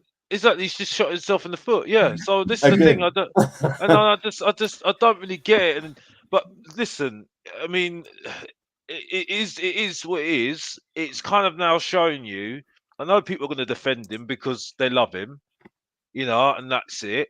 And they don't want to see another manager down at leave and stuff. But that's what I mean, it just really. I do think he is talking a lot too much, talking too much a little bit as well. Can I ask you a question, Alex, on this, right? And everyone else, okay? It's all good and well us pointing the finger at Ange, and like I've said, he deserves criticism and blame when these things happen. We can't just pretend that he isn't partly at fault. But at the same time, I look at the players on the pitch, I look at the transfer window, and I see the same pattern that I've seen for the last 15 years of transfers, which says to me that's not just on the manager. Yes, Ange has said he's accepted these transfers, but this is the same pattern I've seen for the last 15 years under 4 different football directors and under 7 different managers. And yet again, another manager is being cryptic, is saying things but not fully explaining what they mean under Daniel Levy. So I know a lot of fans hate the Levy conversation. Don't blame Enoch, but this is happening under their leadership. At the end of the day, it's their company. Still, what did I say to you, though? They set up the structure. I'm just saying, like, again. Well, what did I say to you yesterday? What did I say to you yesterday? What did I say to you yesterday? I've been saying this for 2 decades, but. Yeah, well, what did I say to you yesterday about leadership? What did I say about leadership from the top? Is Ange cracking under the impossible criteria that this board expects a manager to work under? And has another manager underestimated exactly what it means to work under this board? The problem is still, yeah, he knew what he was getting into in the first place because they told him what he wanted as well, but he told them what he wanted as well. So it's either way, but the fact is, again, it goes back to leadership. We say that, but Alex, we say this about every manager. Every manager, yeah, I know, Spurs, they know what they're getting into. They know what they've signed up for. We say this all the time. But the point I'm making is that what I made was the point is, and what Arsenal have shown and what Liverpool have shown is leadership from the top. You see what I'm saying? But that's my point. So we agreeing then that what we're seeing from Ange is effectively trickling down from above, and he can't handle it. Yeah. Is this what we're saying, or is someone saying no? Hold on, no, you can't blame Levy because actually Ange this and Ange that. Well, what are we saying? You can blame Ange for certain things, like today, like he didn't play Van der Ven on the left and played Dragerson. You know what I mean? Be creative and have Mickey Moore playing. Enough. Certain things like that. Seeing Maddison playing that false 9. You know what I mean? Playing Scarlett like he did against Burnley. You know what I mean? It's like those little things, and keeping on playing Emerson all the flipping time, playing Davis it all the flipping time when he knew it was never going to work, when it was a build season. You can look at him and say, and I still don't think this guy is very, very good as a coach. I'm sorry. I stick I by agree what with you, I Alex. say. Totally. I think. I'm sorry, I stick by what I say because I don't see anybody that's got better. Van der Ven, yes, obviously looks good because he's came in in the summer, but all the original players that were from last season, I don't think they've improved. And don't talk to me about Pro, and please do not talk to me about Romero. Yeah, because Pro could do more, 100 times more. Yeah, I don't care what anybody says to me. Yeah, so for me, he can do more, but unfortunately, the truth is the leadership has got to be from the top, right? And he knows he can't trust Daniel Levy. Unfortunately, as soon as he starts, and he's going now. It's getting to him now.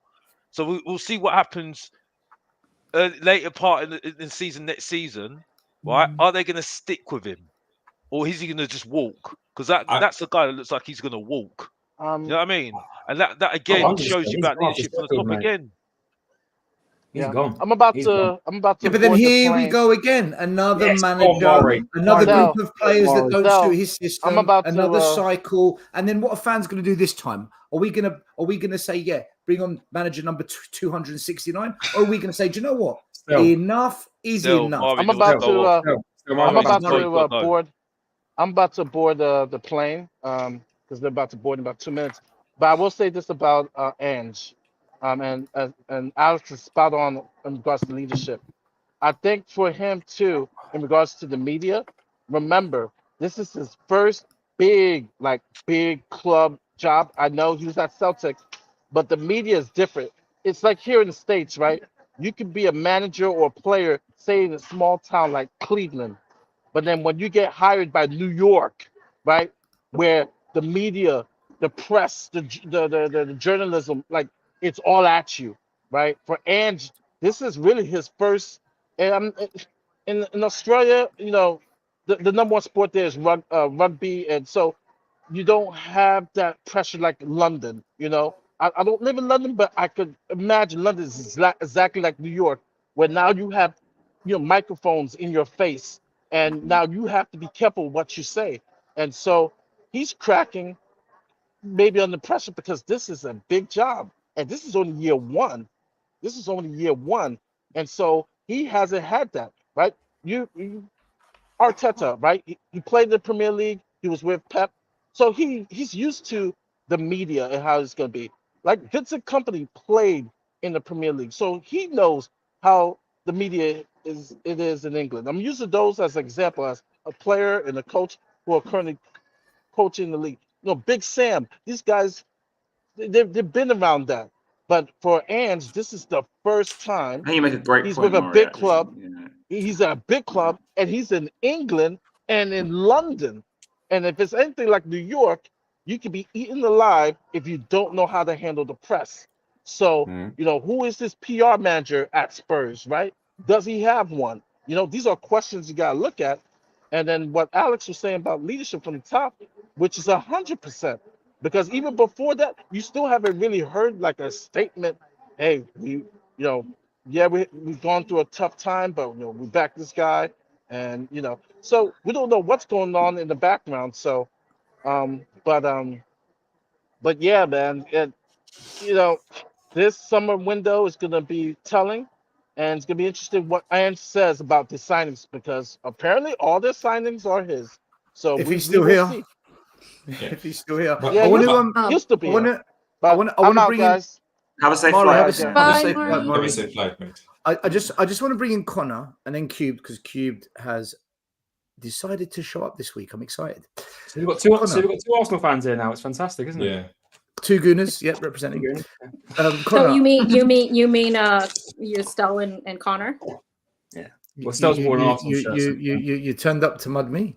Like, really? We're doing this? The owner of this channel was born an Arsenal shirt. I want to ask Connor, what's your opinion as someone who isn't a Spurs fan looking in? When you hear these things coming from Ange's mouth, after I showed you the video clip of him having a go at a fan as well, plus you know what Conte did and you know a bit about our history of managers.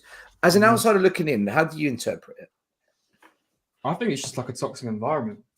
I think it's it makes me question what person can actually come in and do a successful job at Spurs, because obviously, like, we've seen it now. Well, it's coming to fruition now. I personally don't see Ange here next season. I mean, you can't. This is just all smelling like a Conte, and times before this as well. So it makes me just think, who can actually come into Spurs and actually do a job and somewhat successfully take a Spurs team on a good run, whether it's to a trophy or whether it's a good run in the league, whatever it may be. It just seems like it's a toxic environment. Things always spiral out of fruition. I do have to say, though, Ange seems like I think it's obvious. Ange is pretty shit when it comes to media. I think the thing with Conte, but everyone loves Ange in the media, Connor. Everyone he can't say a word wrong. This guy. I'm in the minority. I wasn't really conned by him, personally. Maybe because he's too honest. I don't know, but I just there's clearly so much toxicity inside Tottenham, because it's very clear that Ange today wanted to play a game as if it was any other football game.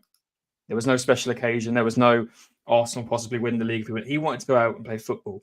And maybe it's all theory. We don't know. But it makes it look like some of the fans were against it, obviously. I mean, obviously, there's nothing wrong with it. It's Arsenal, for God's sake.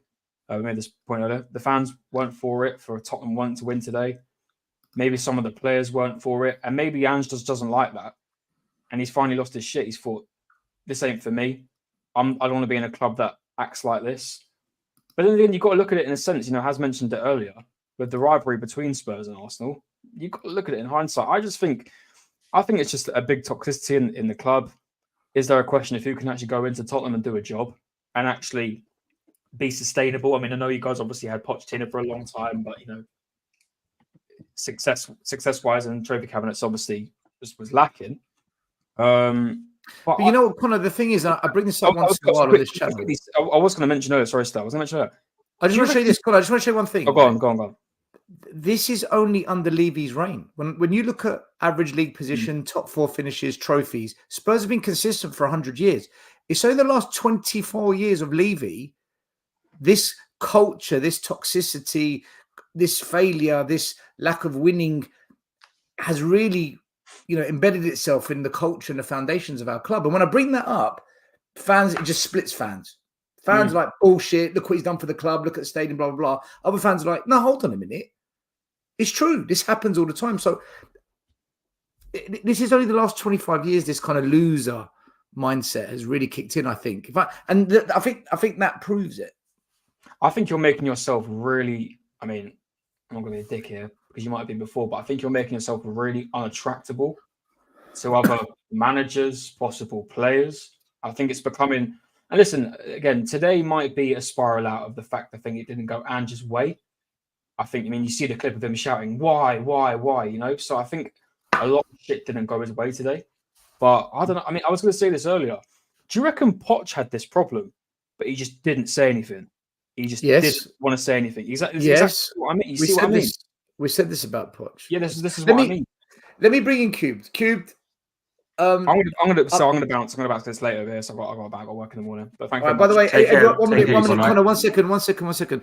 Guys, we've got over 600 people watching live. Please go and follow Connor's channel. It's not an Arsenal channel. It's all 100% an Arsenal channel.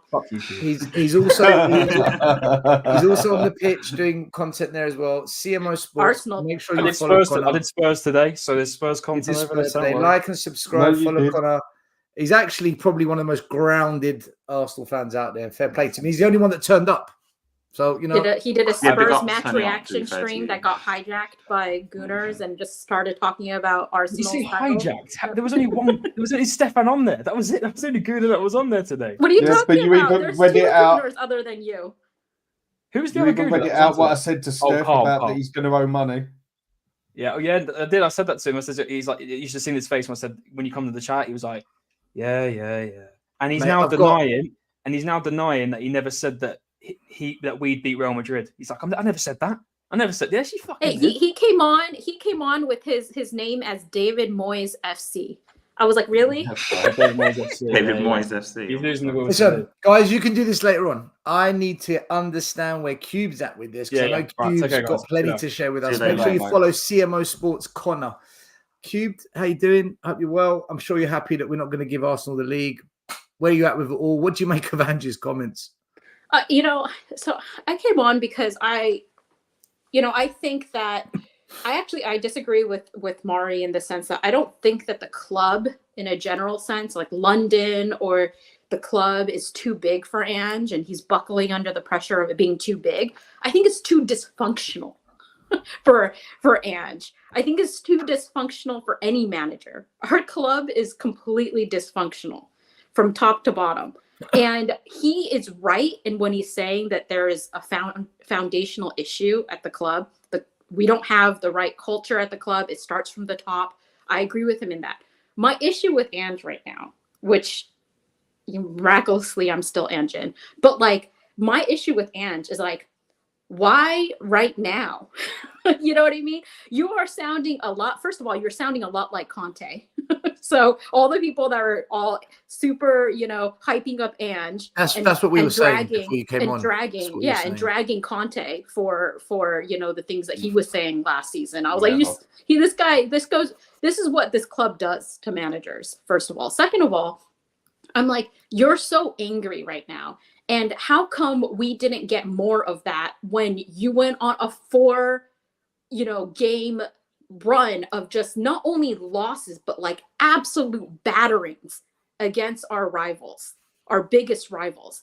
And I know he showed that he was kind of mad on the touchline in the Chelsea game, but I'm like, seriously, now you finally, after we actually played, I think that we played well against Man City.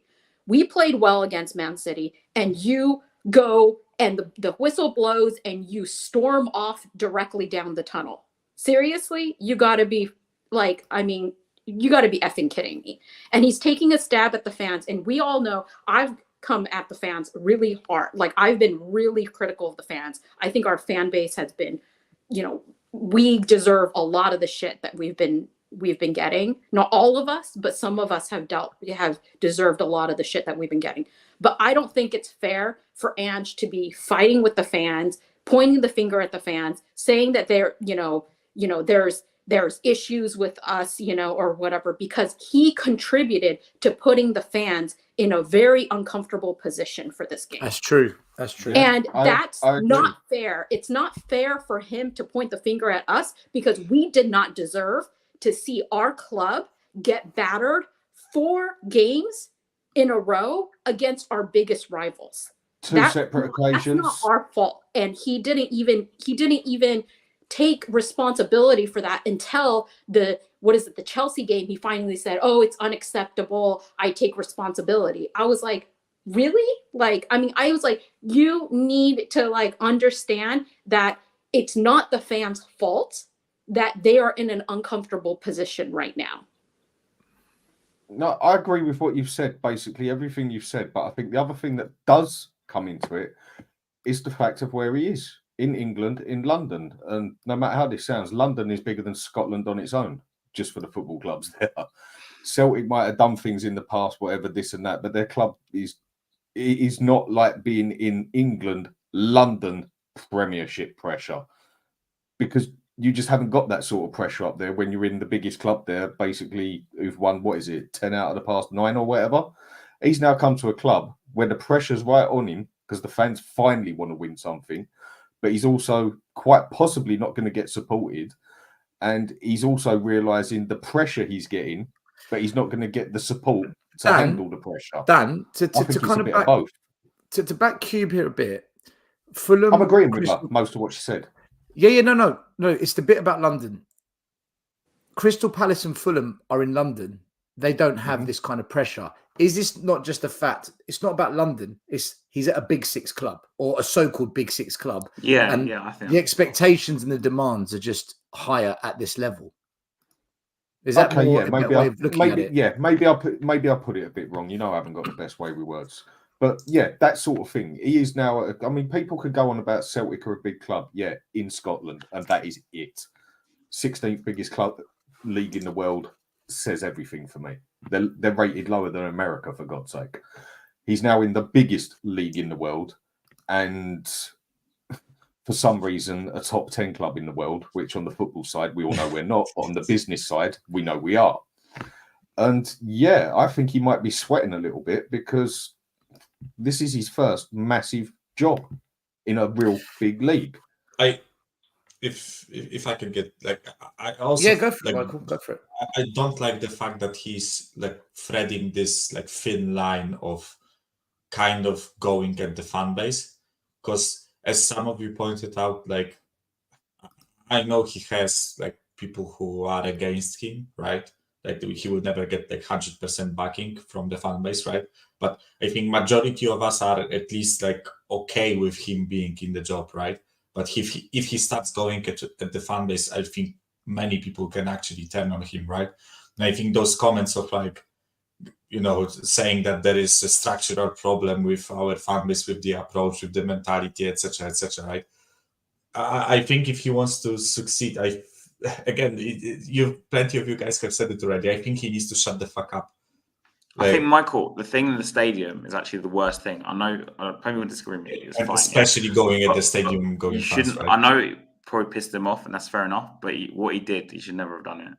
Yeah, there will be clips of this going everywhere, every single group chat. It's viral, right? And listen, I think part of those comments that you've shown, Stelios, right? I think part of it is the fact that he's been pissed off with stupid interview questions. He's been pissed off with fans behind his back telling him to throw the game, right?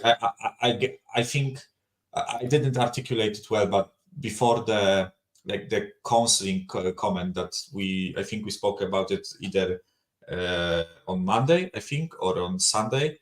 I think I didn't articulate it well, but I kind of get the idea of him wanting to install this mentality of we always go for the win. We all no matter the circumstance, no matter what, we care about our team, right? But he needs to read the room and he needs to just avoid some questions, right? Because clearly he let the emotions take control of him. Because I think it was purely an emotional reaction. You can even see it in his eyes, right? When he's going from the journalist to journalist, and he's I'm not interested in that, piss off with that. I won't answer these questions. Yeah, you all guys suck. I think he seriously needs to realize, as you guys said, it's no longer Japan, Scotland, or Australia, with all due respect to those leagues, because I support teams in a league that is way lower than those leagues, right? So, but with all due respect to those leagues, I think he needs to realize that in England, every single thing he does will be taken, will be analyzed to its fullest and taken out of context. And even this clip about the counseling, right? As Stelios has pointed out, right? It's apparently it was a response to the journalist, right? But what you will see is the clip of him saying that you need to counsel you need to take counseling if you want your team to lose, right? And that's just, he needs to take care of this side of things, right? Because if he wants us to follow him, if he wants us to believe in him, then the last thing that he can do is actually have a go at us, right? And listen, I think, on top of that, it's his fault that we are in this position. Exactly. As you rightfully guys, pointed out, right? If he's Cube, fucking Jew with us before you now, come back in, no issues, right? Cube, before you come back in, I just want to add 2 points to this, right? And I'm going to be defensive to Ange here. Number one, he did say inside and outside the club. Yeah. So he's not outside is the fans and the media. Inside are the players, the directors, the board, the owners. It's the culture. And the other thing I also want to say is that with Ange Postecoglou, do you know what? I forgot my second point, man. He's always got it in him, innit? But it's a lot. There's a lot going on. Yeah. I completely forgot. Cube, you can take over from me. But I do want to say he did say inside and outside the club, not just the fans. I think it's a bit unfair us just to focus on what he's saying about the fans. Okay, that's my second point. Remembered. I actually agree with him when he has a go at the fans, not for wanting us to lose this game because Arsenal winning the league. No, he needs to realise what this rivalry means. But I've said for many, many times, our fans are deluded. They're happy clappy, they're wishy-washy, and they always blame the manager. If he's talking about that, then I fully agree with him, because our fan base, for me, have allowed this to get to this stage. We, just as much as you say, Michael, Ange created this, so have the fans. We've allowed this to happen. I think Daniel Levy's done it, bruv. I think Daniel Levy's done but it. we've allowed Daniel Levy to do that. We've allowed Daniel Levy because the culture of him sacking managers, as that's filtered down to. Alex, we had a choice to stand up for those managers and protest, but we chose to bend over and say, but the point, next manager. But the point is, we are accountable as well. The culture of our club is down to the board at the end of the day sacking the managers, and that's the thing, and that's why I'm like I said, I'm not going to repeat what I said before. You know what I said before when my breaking point was done. You know what I mean? You know when my breaking point was done, and unfortunately, culture of this club is filtered down to the fans. And like I said, if there's leadership in the from the top, changing their mentality, right, sticking with the managers. Sticking with that, and unfortunately now they've got to a point now where they're going to have to stick with Ange right now. They've got their bed, they've got to stick in it now, right, and see this through. You know, if they want to change a philosophy, change a mentality, they're going to have to show it. Show that you've got a manager coming out calling everyone out, Alex. Yeah, but the problem is still before Q comes in, the point I'm making is that they've got to show leadership now. This is the time and place. And this is not even about signings anymore. It's not even signings anymore. It's about them showing they've got the mettle and say, well, this is what we said in June. We've got to stick with our plan. The process. Right? And it's this process now. But they never said there was a process. We said that. Well, yeah. Well, this is the problem. That's the problem. Still, if they do not believe in that process, you're seeing now. You are seeing now. Hold on a minute, Alex. One second. Right, just some context. Josh Kroenke, who's the chairman of Arsenal, he came out and said, Arteta's our man. We're going to back him financially. He's going nowhere. And Arteta, the manager, then come out and said, trust the process.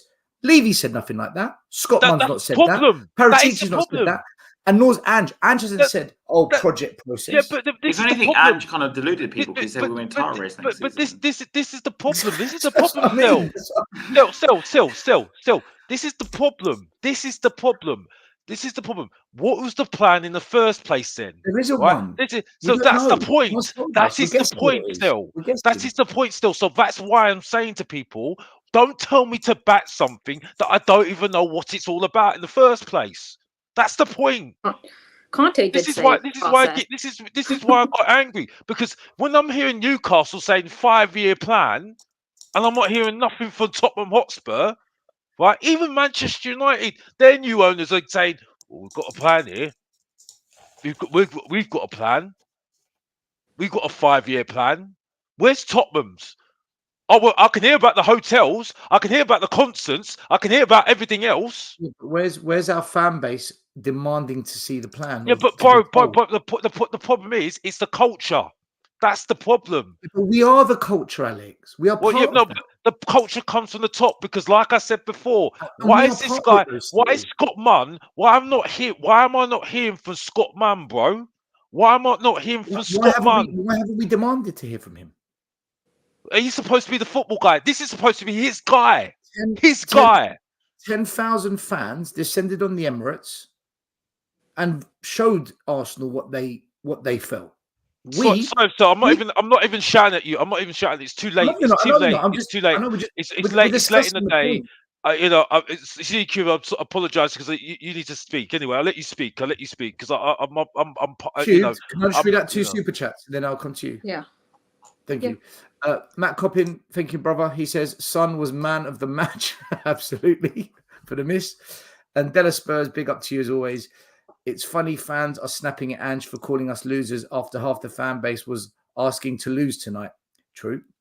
Also, could you see Madrid, Inter, Bayern or Barcelona fans being this happy after a loss? I think it's what it meant, though, Della Spurs. Like, for us to spend the next 20 years hearing that we gave Arsenal the league. especially for us to live in North London. It's a very, very difficult pill. Michael, can I let Cube speak? I'll come to you. Just quickly on Inter, right? Because he gave the example of Inter, right? There was a match in early 2000s, and Dan, you watch Serie A, so you can correct me if I get something wrong. But I think like Inter played Lazio, and it was either if they lose or win. I don't remember the condition, but depending on the result of the match, Juve were is it Juve Lazio thing? Juve Lazio or something like that, right? And Inter fans were absolutely going ballistic at their own team for scoring goals against Lazio. I think it was this way. I think Lazio was supposed to win or something like that, right? Yeah. So it's just. I know what you're talking about. I'll read about this week. Yeah. Cubed. So well, I was gonna say, I mean, like, I talked about earlier about, Ange kind of sounding a lot like Conte. It's because I don't think that Ange, so far, it's not like he's having, I want to be clear, I don't think he is having a meltdown specifically, like not yet, but we're seeing the cracks right now. And he's starting to sound a lot like Conte. He's starting to sound a lot like how Jose was sounding, it feels very Groundhog's Day right now. And so, and that's troubling, right? And I think that the way that I'm looking at it is there's the micro and then there's the macro. The macro is our club is dysfunctional. Our fans get what they deserve to a certain extent, right? Because we're not calling out the ownership. We're allowing all this stuff to take place, and we're allowing this Groundhog's Day to take place. Like, I agree with that. I think that what Ange says, I actually agree with. In a macro view, I agree with it. We don't have a winning mentality inside or outside of the club. We don't have the right mentality. Our foundation is fucked. I completely agree with him. There's the micro view of it is what I was talking about, and where I'm blaming not only Ange, but also the players in the fact that they could have done more in regards to the last 4 games. And they could have shown some wanting to play for the badge to not put us fans in an uncomfortable situation this game. And I just don't think it's fair to the fans to put us in that kind of uncomfortable situation. And then for Ange to be talking this way now, as opposed to being angry, after, Chelsea, after the North London Derby, and basically taking responsibility for those things and actually having some sort of reaction. It'd be a different story if, let's say, we got battered by Newcastle, we lost the North London Derby, and then we had a good reaction, in the Chelsea game. And then, then we lost against Liverpool. At least if we had a win there, or like maybe some good performances, even if we didn't get the win, I feel like the fans wouldn't feel this way about things. It's the way that's being done. It's the fact that we not only went through this long run of games that we have lost, the first time we've lost 4 games in a row since 2004, I think it is, or something. And it was the way we lost, complete and utter batterings. Mm-hmm. And there's no reaction from the players or the manager on it. And I think that that's the micro thing that I also have a problem with. I feel like those are 2 separate things to a certain extent. And my criticism of Ange, who I think deserves another transfer window, summer transfer window, and I think deserves to be backed. That being said, I'm being critical of him right now because of the timing of some of the things and some of the decisions that he's made. I mean, deciding to play Emerson Royale, Chicken Royale at left back, or Skip, who's never even played that role at left back, instead of trying to play Dragusin as center back and move Mickey van de Ven to left back, despite, when you haven't played Dragusin, who we know was part of the Genoa, starting regular for Genoa, who had the best defensive record in the league at the time. You bought him in January and you're not playing him. And Mickey van de Ven has previously played at left back before. And all the fans saw it. We all saw it. And how could you not see it? And you finally started doing it at the very end of the Burnley game. You finally started to make a little bit. You brought Hill on thinking that there was going to make some sort of difference in in the Chelsea game, you started Højbjerg and then he did an own goal. Like basically there are some decisions in there. He was dismissive about the corners and everything, So my thing is that I don't blame Ange for the general dysfunction of the club. And I think that we need better managers. That being said, I do think that it's not fair of him to take pot shots at the fans in this specific game when he contributed to putting us in this uncomfortable position.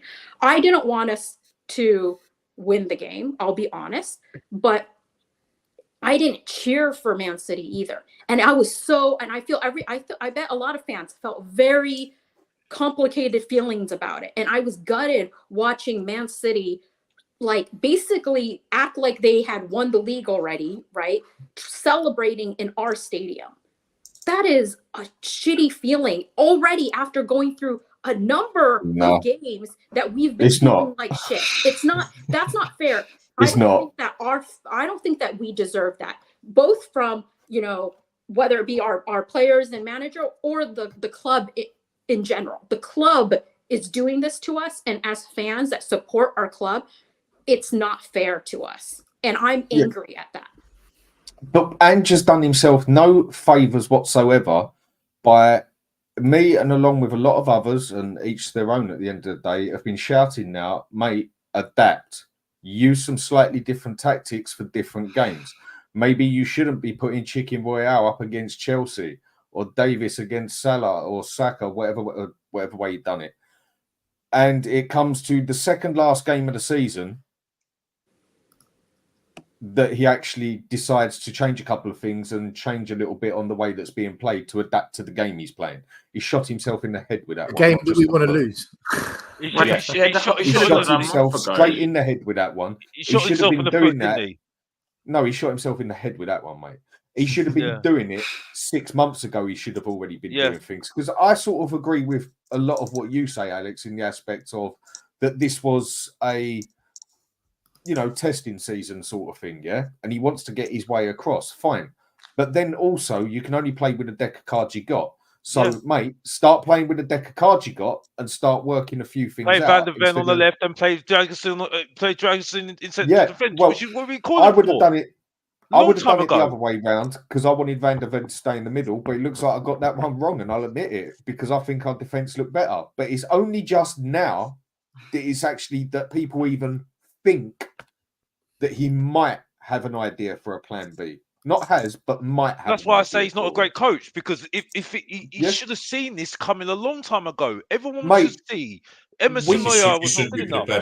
For that. We all predicted what would happen with Davis. We all predicted what would happen with Davis, how the goal was going to go to him, and how it would get scored. Yet he didn't change it a game against Arsenal. Yet can I just willing to... Listen, I agree with quite a bit that Dan said, because I've been on a lot of shows with Dan where I've criticised the exact same things. But just to be devil's advocate here and to be a little bit kind of fair to Ange in terms of some of the criticisms he's faced, this is very similar to the conversations Arsenal were having in Arteta's first couple of seasons, questioning why he was picking certain players, why certain players weren't starting, why this was being rotated, and they came 8th. We came kind of 5th. He won the FA Cup. But they stuck with their manager. Still, they stuck with their manager. That's the answer I'll give you. They stuck with their manager. No, but we don't know. They stuck with him. Yeah, but they stuck with him further down the line. But in the beginning, a lot of fans were questioning him, and but they still stuck. They were saying like, "What is he doing? Why is he playing that position? And why does he keep sticking with certain players?" And then 4 years later, he literally replaced everyone except for Granit Xhaka, and even he went in. Can I make a point about Arteta, because I think his context is very different to Ange's, because Ange has 28 years of coaching experience, right, compared to Arteta, who was in his first proper coaching job, whatever you call it, manager job. And in Arteta's defense, if you look ironically at his defense, he changed to a back 5 at the beginning, because he knew the deck of cards he had, as he like use the phrase like to use, and was playing like what Conte did, right? Exactly like what Conte did. So he knew he didn't have the players to play the football they're playing now, so he did something different. So Yeah, and the problem with Ange is he's come out and said, and you brought these quotes up last stream we did, I think, I can't remember which stream it was, saying, "Oh, it doesn't matter what the players you have, just play your same way, mate." And now today, of all the days, he decides to finally change it because he realizes I don't have a deck of cards to play the one I want to play. That's how it looks like to me. It's And like, I mean, I get he wants to hammer it into the club the way you play, yeah. But if you haven't got the players to play the way you want to play, and you know you want to get rid of more than half of them, what does it matter whether it gets hammered into them or not? Use it for the following season for when you've actually got your players to play your way, and then do it. Because he needs to still develop the ones that he is keeping, though, Dan. I get it. You know what my concern was, right? Because I got as soon as Udogi got injured, right? We started talking about Van de Ven left back, right? And I was thinking to myself, right? Like with our system, he hasn't played left back, right? So maybe he needs a bit of time to adapt, right, and to actually start, right? But when he fucking lost me was when he started Skip at left back, because I can't like make any logic out of this, right? So that does it mean that Skip was adapting better than Van de Ven to the left back role in training or something, or even Dragusin? Yeah, or even Dragusin. That's the bit where I'm actually like confused. Like I don't know why, right? Because I get it. Maybe players need like 2 or 3 weeks to actually like learn what they are supposed to do in that new role, right? Let's not pretend it's just FIFA and you just switch them on a team sheet and it's all done, right? But the skip starting 11 left back thing absolutely threw me off guard, right? Mate, the other bit that got me is we're joint third worst in the Premiership with set piece conceded, and it takes him until the third last game of the season or halfway through it before he thinks, shit, this zonal marking all over ain't working. Maybe I need to do a man-to-man. And lo and behold, and we've been spotting this like for 3/4 of the season now. Yeah, and all of a sudden in the last 3 games he changes it. Yeah, and he has a 1m90. Yeah, and he has a 1m90 centre back sitting on the bench who is godlike at headers, right? It's just like, this is where he is losing me, and this is where I feel like extremely frustrated with him, right? Because I actually I don't mind the system, I don't mind the players that we have, I don't mind like some of his approaches to the game, right? But this is those little things is what I'm really pissed off with, right? Yeah. The fact that he doesn't adapt to the opposition, the fact that he neglects the weaknesses. Yeah, it's like, it's for fuck's sake, like we can see it, right? And like Stelios has his coaching badges, but we don't, right? And we can see it because we know those players, right? So you want to tell me that he's spending like a year with them and he doesn't see that maybe it's a better idea to play Van de Ven left back than Skip or fucking Davies or Emerson Real. Michael, do you know my biggest criticism of Ange, bar anything else, right? It's the same criticism I had with Poch and Conte and Jose. It's the exact same criticism. Why do you accept the players that we sign, right? Veliz, Werner, Johnson, Solomons, these kids that we don't even see. It is crazy for a manager to accept these things and then moan that I haven't got the right players or I can't play the way I want because of these players. And put your foot down and say, these signings do not work. I don't want these players. But he's come out and said, guys, do you think Ange has been too nice? Do you think he's too protective of the club, too protective? I think he was too nice. Now he's not. And it also really like confuses. Then that makes us confused, Michael, right? Because now we exactly my point, right? Exactly my point. He was like all happy, clappy, cheery, and whatever, right? And right now he's actually like I'm in control. And right now he's fucking hammering the players, hammering this, the fan base, hammering the upper echelon of the tea lady, the main. It's also it's also where it hasn't just happened down the season. And he's going to go. If he blames chicken, he's gone. He's been quite cushy and sweet all season, yeah. And then it's bang! All of a sudden, he switches the other way round. What we should have really been seeing, personal opinion, is a manager slowly getting more and more pissed off to a point that he turns significantly more than 180 turn in a split second. We haven't seen like Conte did, right? Conte did that. But Conte, different Yeah, Conte's but comments Conte, you fans saw deserve better Conte because they get, paid this money. Maybe you he's saw Conte but that- getting pissed off as it was going. And you've seen him be all cushy, all sweet and everything else, and then bang, he turns. But Dan, maybe he was holding it in. Maybe he was holding it in. But again, he's And done it's- himself no favours by doing it. Yeah, I know, but that's what I'm saying. And then he's just You're snaps. probably right. Yeah, I get it. It does happen. And they do say, what is it? Like, shake up the can, whatever, and it will finally. Like I say, Alistair Goal was stirring. Alistair Goal was stirring. We see this under every manager, guys. Under every manager, we see this. We see this. Do you know? I've got to give props to Maz. You know, Maz back in December, January says, "I've given up on this all completely. I'm done with it." I'm like, Maz, come on, relax. And he goes, "No, I can see the same patterns. This is going to fail. I've seen enough." I'm like, Maz, just at least give it till next year. And you know what?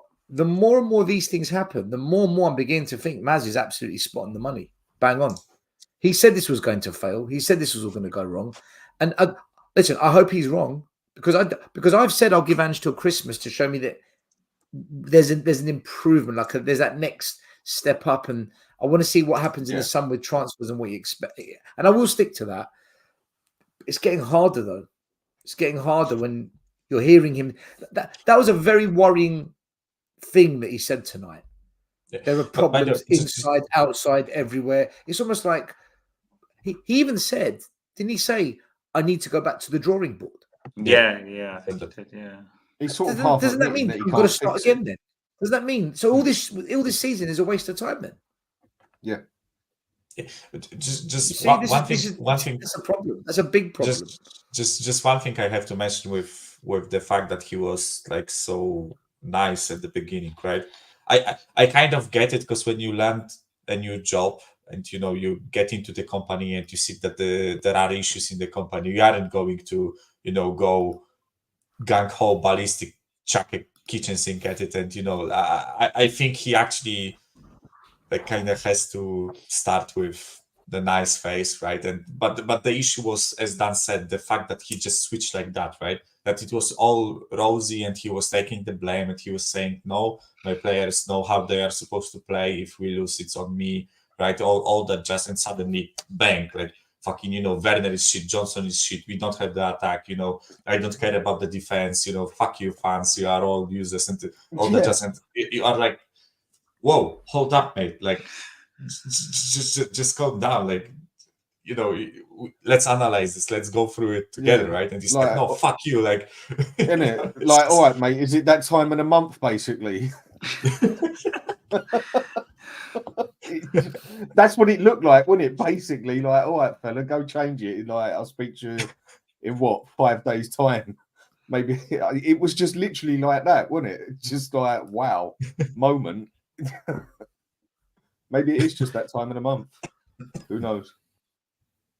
Do you think Ange's comments are because basically fans wanted us to lose this game against Man City, or do you think there's more to it? I think that's where it started from, but the fact it had 48 hours to me shows to me something must have happened behind the scenes. When did fans start saying when did fans start saying they wanted? Yeah.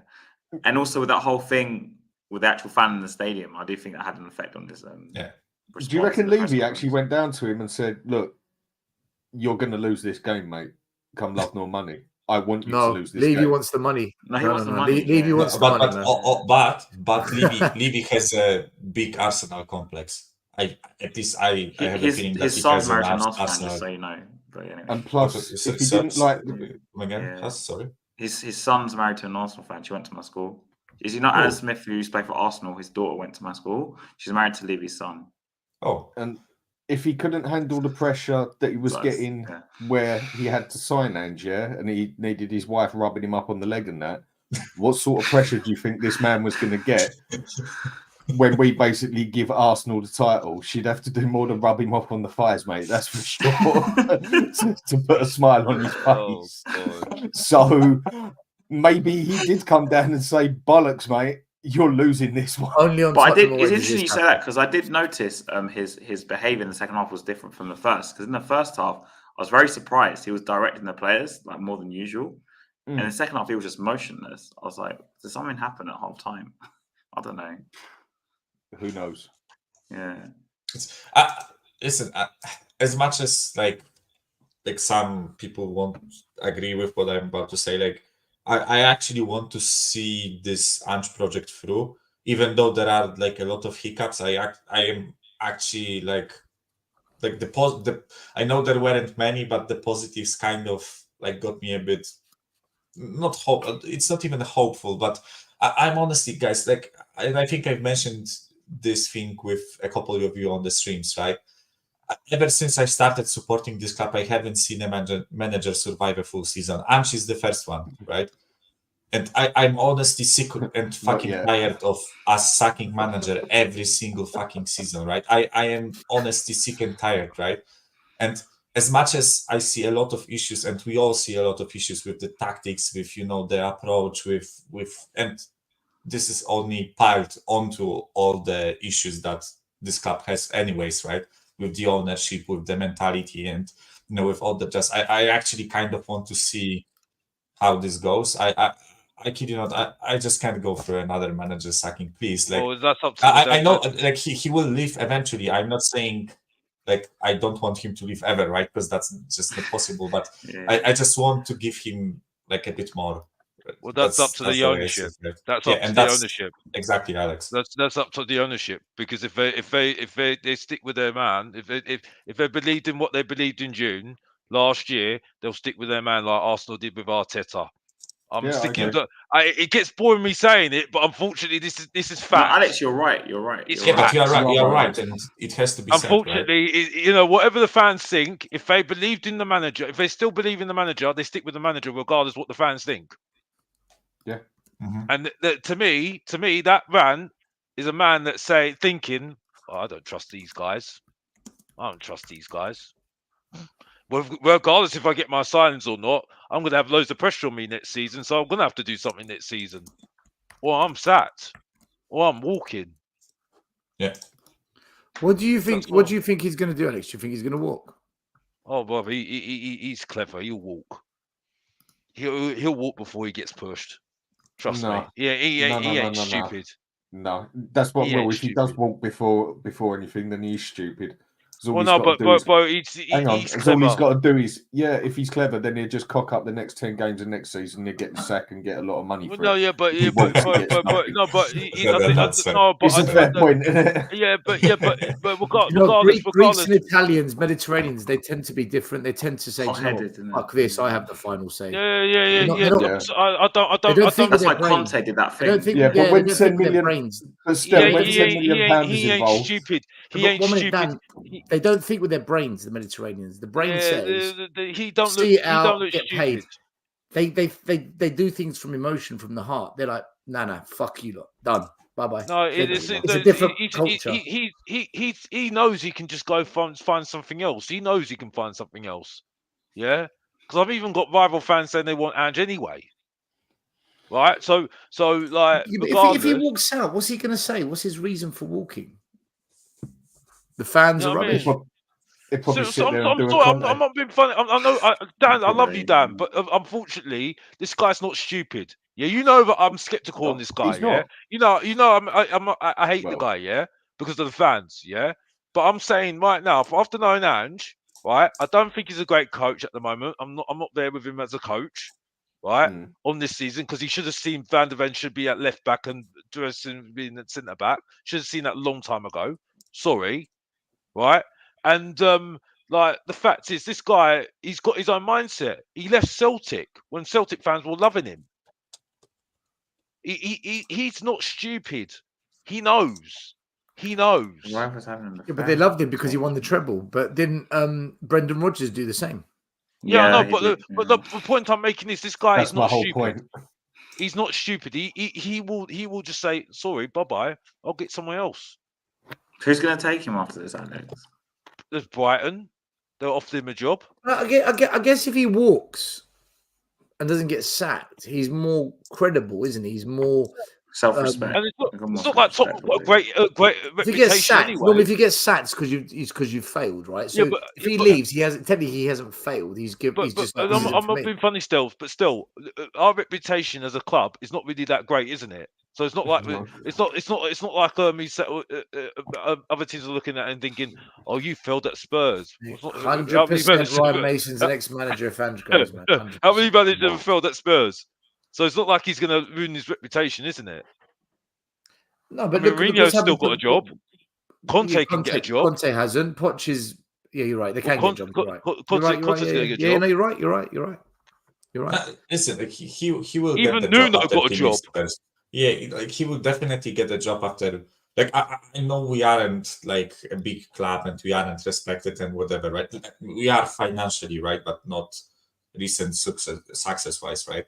But he will get the job. Like you think, I don't know, like fucking Wolfsburg. Let's say Wolfsburg want a new manager, right? And they see a guy who's been managing one of the big six clubs in England. They will take him, right?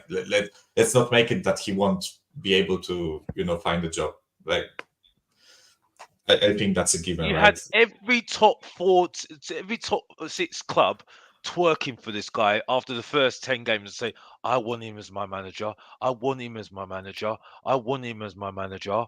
Oh, I love him. Oh, I love him as my manager. Oh, he's on top of my second best team now. Oh my gosh. Oh my gosh.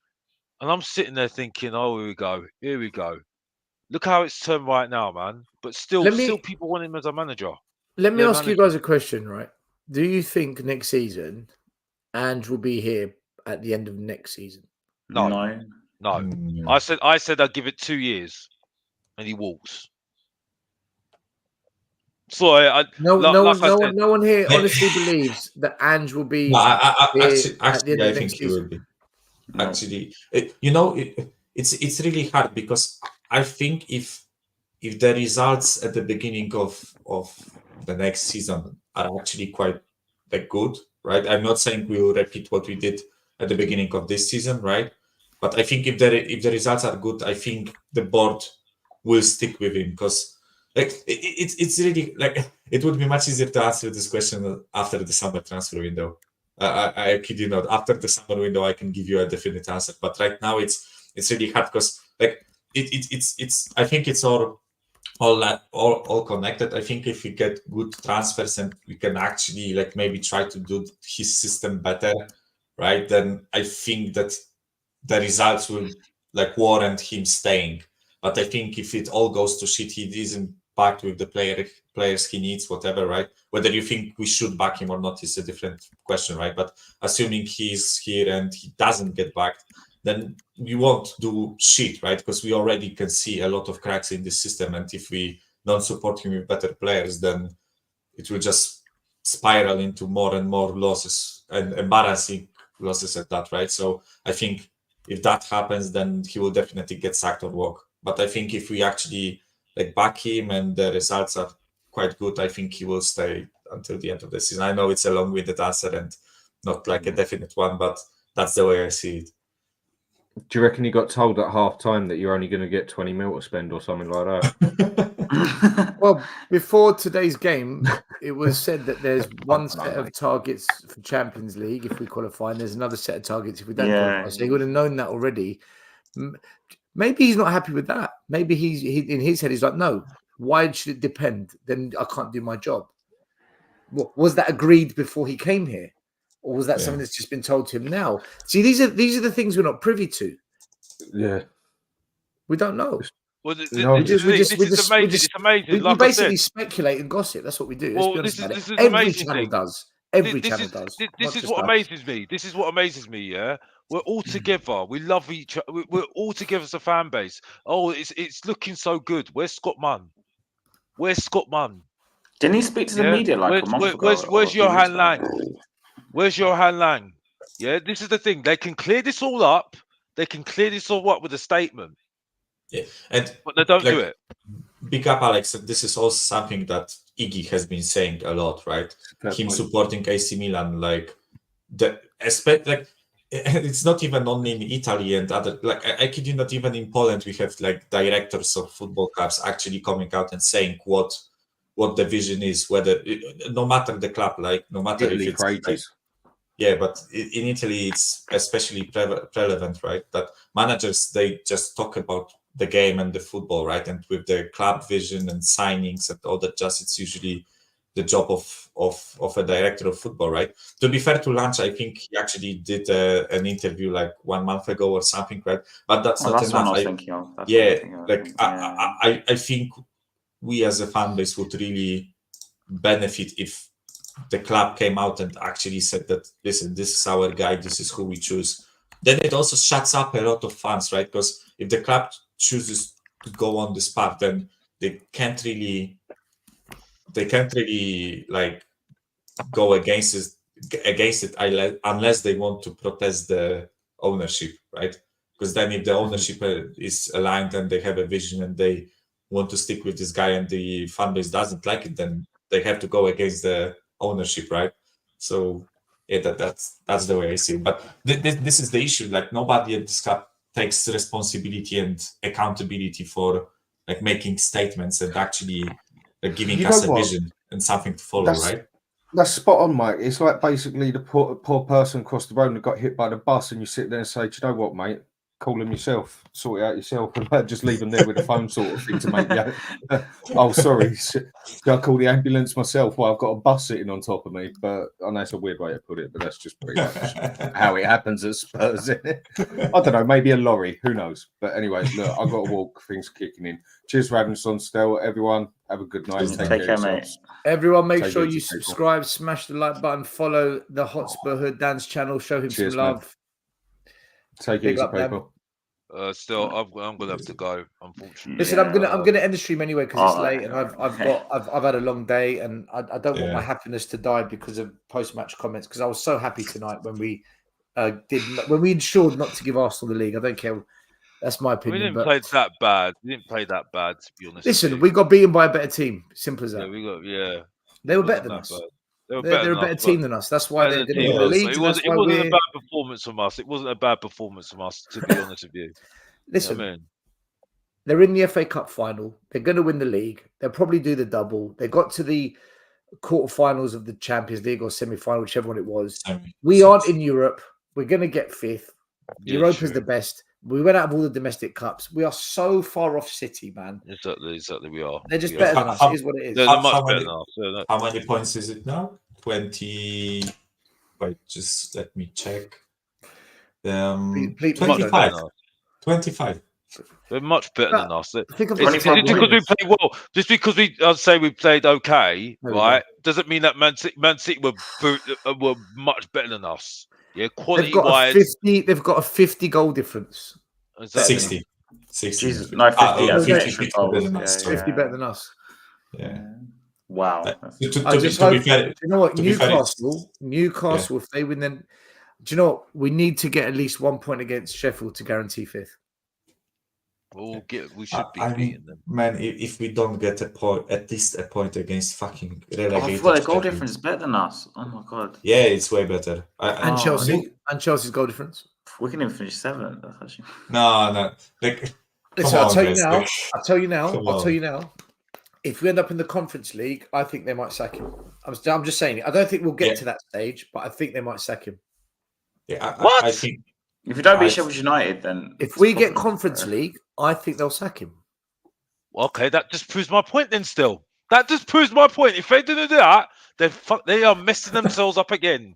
Sorry, yeah, that's the issue with this ownership, right? Exactly what I said in June. If they do that, they're messing themselves up even more. No, we can't finish that because United. And then do not tell me to back a manager. When has Levy ever stuck with a manager? Do not tell me to back a manager. Do not tell me to back a manager.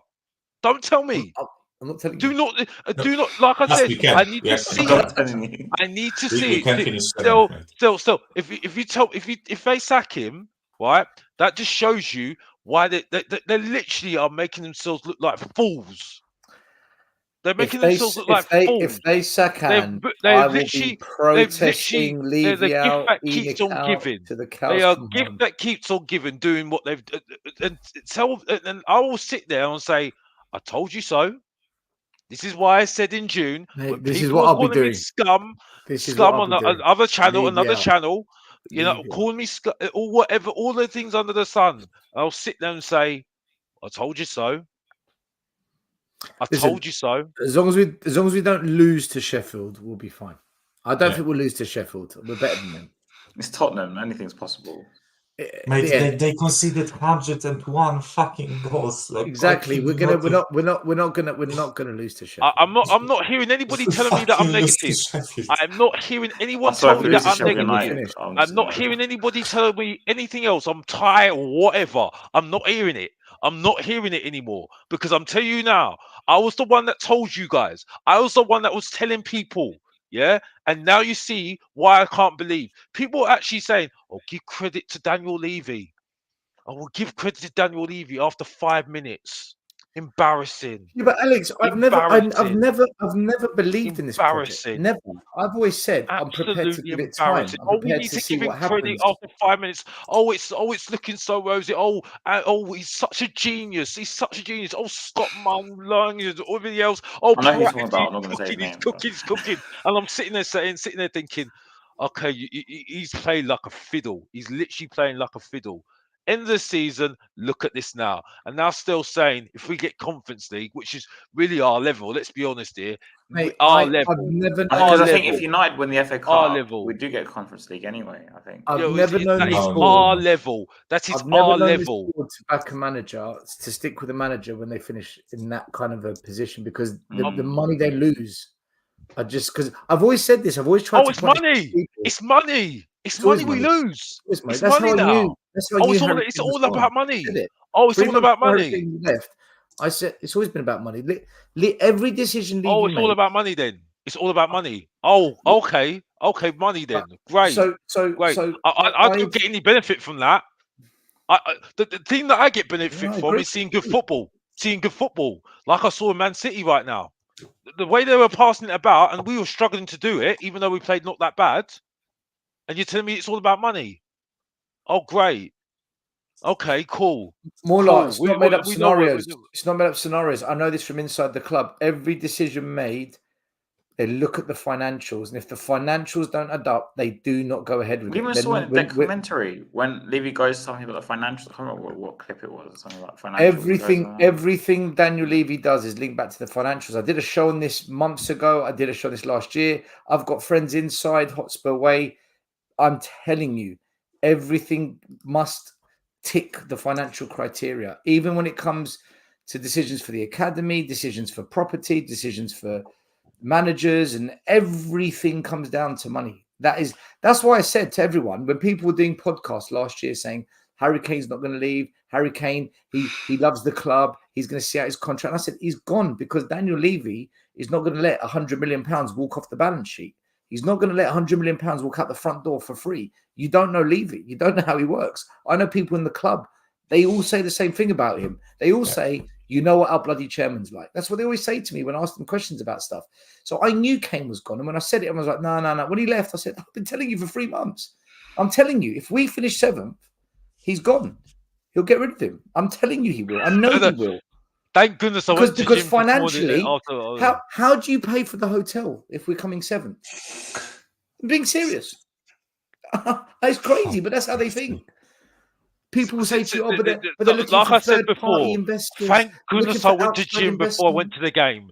Thank goodness. After Alex went to work, he went to the gym and did a class. Yeah, thank goodness. Thank goodness.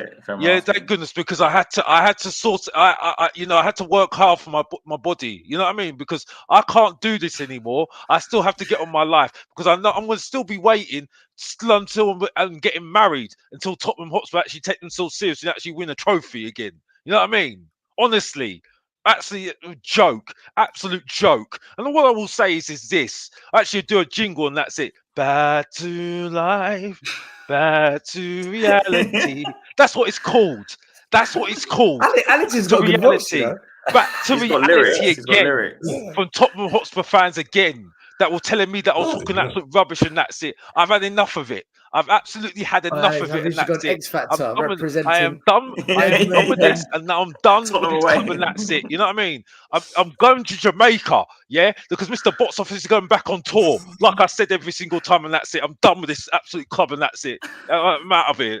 Big up Still, big up Michael, and big up Haz as well. I'm out of here, yeah. I'm out off the bed. I'm out of it. Oh my god! What a fucking legend! All I said was, if we come 7th, Andrew gets sacked. He just fucking lost it. Like, listen. I thought my favorite stream I ever went on with Alex was, Michael, do you know when we switched off the stream, tried to switch off the stream, and then put it back on. We went back on, and it comes out of nowhere and starts going, "Will this? Will that?" Mate, do you know when I go down the academy, okay, and I asked them about if they're going to sign certain players that I've shown them, or how certain players I've got at the club, how they're doing, and I'm just walking around with them. And listen, I've met Yaya Toure when he was coaching there, top guy, by the way. And I speak to people, and when you speak to the recruitment officers or senior coaches, and you say to them, "Do you think they'll back this manager? Do you think Ange is the mood better here? Does Ange suit us well?" They're always like, "Yeah, he's so far so good, better than the last two in terms of atmosphere." I'm like, "Okay." And then you say to them, "Do you reckon they'll back him?" And they always say, "This is what they say. You know what our chairman's like. You're an employee of the company. You're talking about your boss, and your response to me is, you know what our chairman's like. What does that tell you?" I'm just saying, this is what I hear when I go there. I took Brian Daigle with me. I've taken Iggy. I've taken Phil P. I've taken Nick Collison. Who else? I've taken Graham. Ask them what it's like when you're there, and they'll tell you. Do you know what, man? Mate, it's very corporate. It's like a retreat for investment bankers. It's not football. It's not. It's not. It's different. I'm just saying it's different when you go there, and you get to really understand what we're about, and it's. I don't want this to sound mad, right? But I kid you not, I got fucking catfished by this club 5 years ago. Catfished. Listen. It's not like I feel bad for picking Spurs, right? I actually love the club. I love the atmosphere. I love everything about, like, everything that changed in my life when I started supporting, like, the fact that I met you guys, that the fact that I can be doing those YouTube shows with you, right? It's all that stuff, right?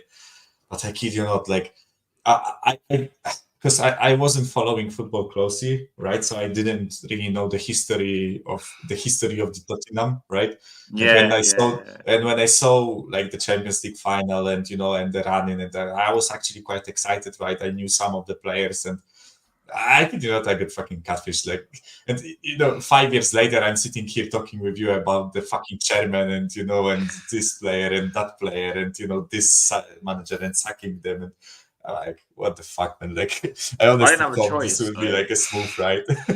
I didn't have a choice, so yeah.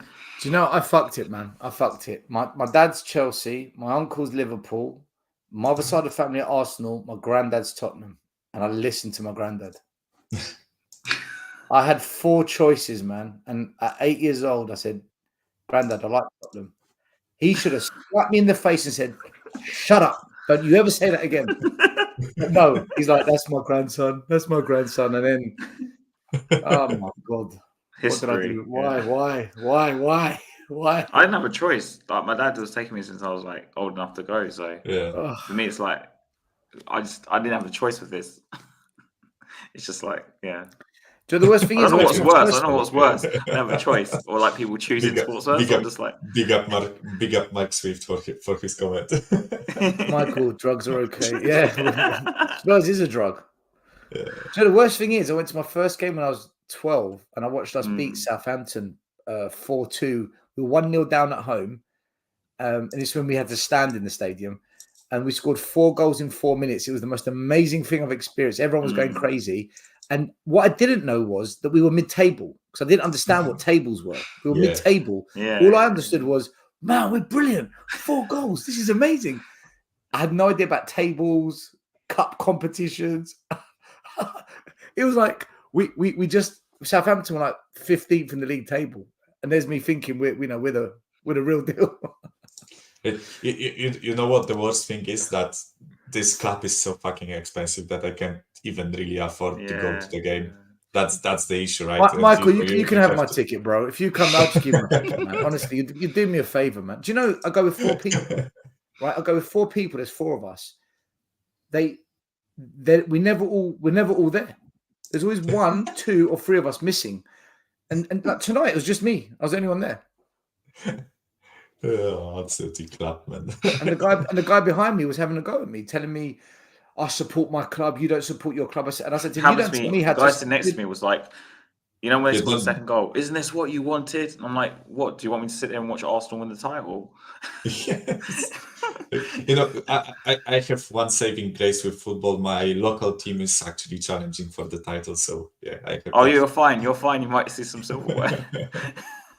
He goes to me, "I never come to Tottenham to support my team losing." I said, "I'm not here to support them lose. I'm here to support them ensuring that Arsenal don't win the league." He goes, "Yeah, but that means we lose." I go, "Mate, do you want Arsenal to win the league?" He goes, "It's not about that." I said, "It is about that. What are you talking about?" He goes to me, "Well, you're not a supporter." I said, "You're not a supporter." He goes, "How am I not a supporter?" I go, "Because you support Arsenal." "I don't support Arsenal." I said, "Yes, you do. You want us to win." And then in the end, my uncle next to me said to me, "Just leave it." And then the guy's, I think his granddad or uncle's with him, and he's saying to him, "Shut up." Mate, I was ready to go over the stairs and I was ready to go over the seat and just have a fight. I thought, fuck this. Honestly. All because, do you know what? Do you know when Vicario made the save? Yeah. I forgot. You mean the Foden one? The Foden one. Yeah. I forgot where I was, and I went, "Oh!" Right? I forgot where I was. So I think he thought I was a City fan, but then when I showed him like I'm Spurs and that, but I don't know, man. We're a weird fan base. Honestly, because he got annoyed at me because we're 1-0 down. I was like, we pass around the back. I was like, go on, pass around the back. Go on, back to the goal. And the guy was fuming. He was like, "You." He wasn't happy. He walked out like before I left in the game. Listen, that stadium tonight was a circus. Let's have it right. It was an absolute joke in the terraces. Half the stadium wants to win, half wants to lose. Ange is losing his shit, shouting at fans. It was a circus. Yeah. A proper fucking the Man City fans couldn't understand it. They've gone 1-0 up.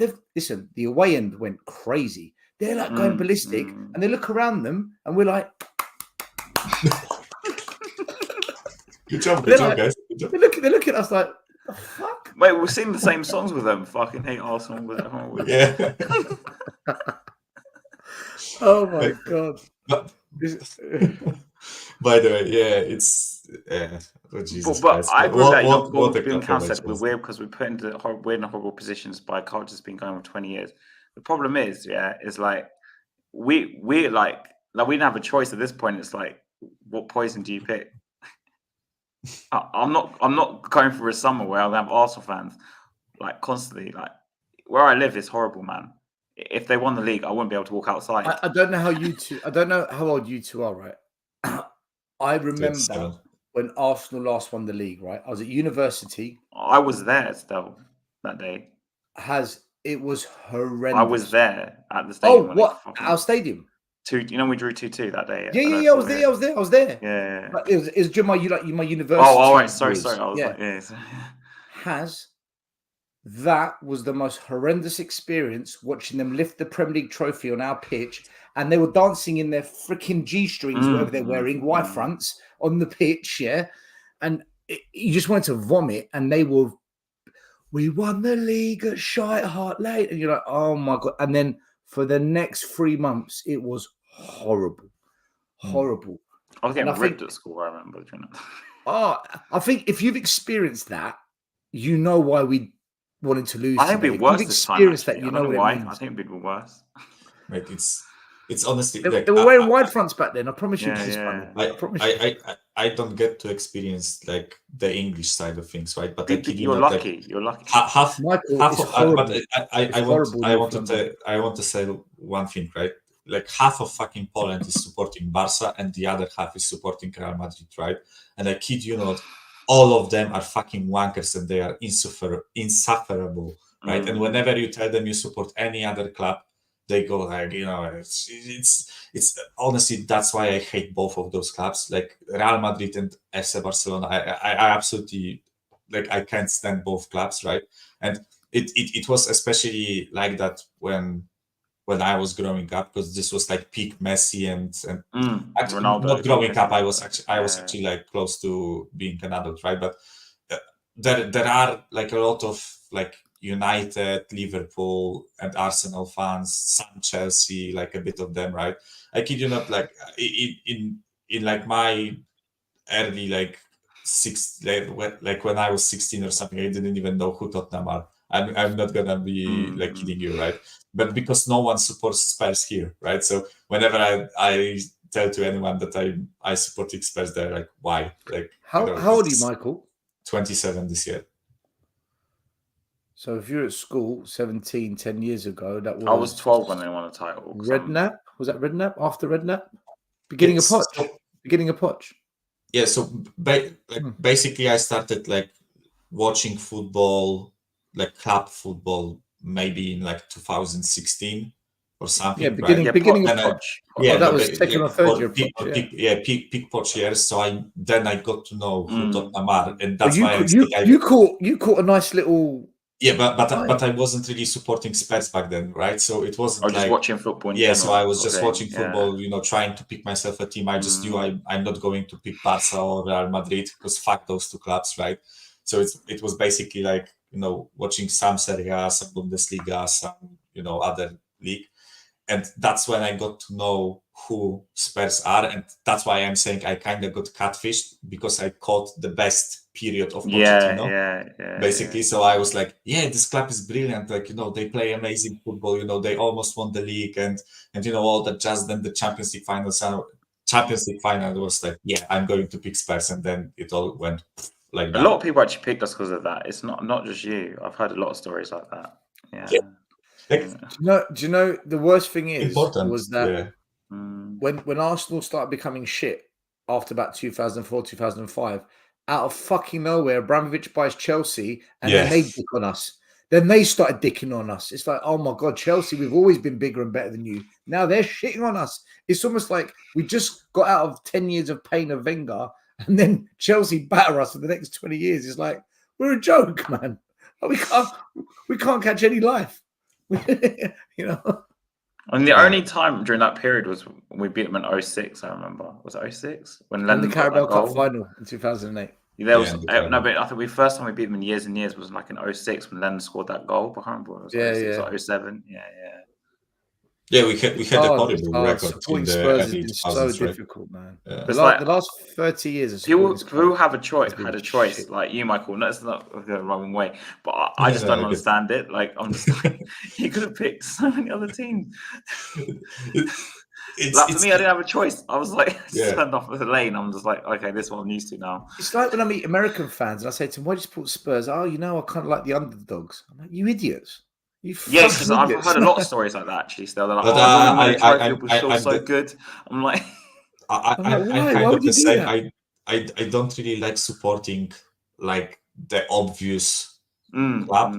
So like as I said, like I kid you not, like if you asked 95% of like Polish fans, they are Barca, Real, majority of them. Then it's like Manchester United, Arsenal, Liverpool, AC Milan, and that's basically it, right? In terms of like the biggest fan bases in Poland. And I actually like didn't want to pick those clubs because it was like an obvious choice. Everyone supported them, so I kind of wanted to pick someone different.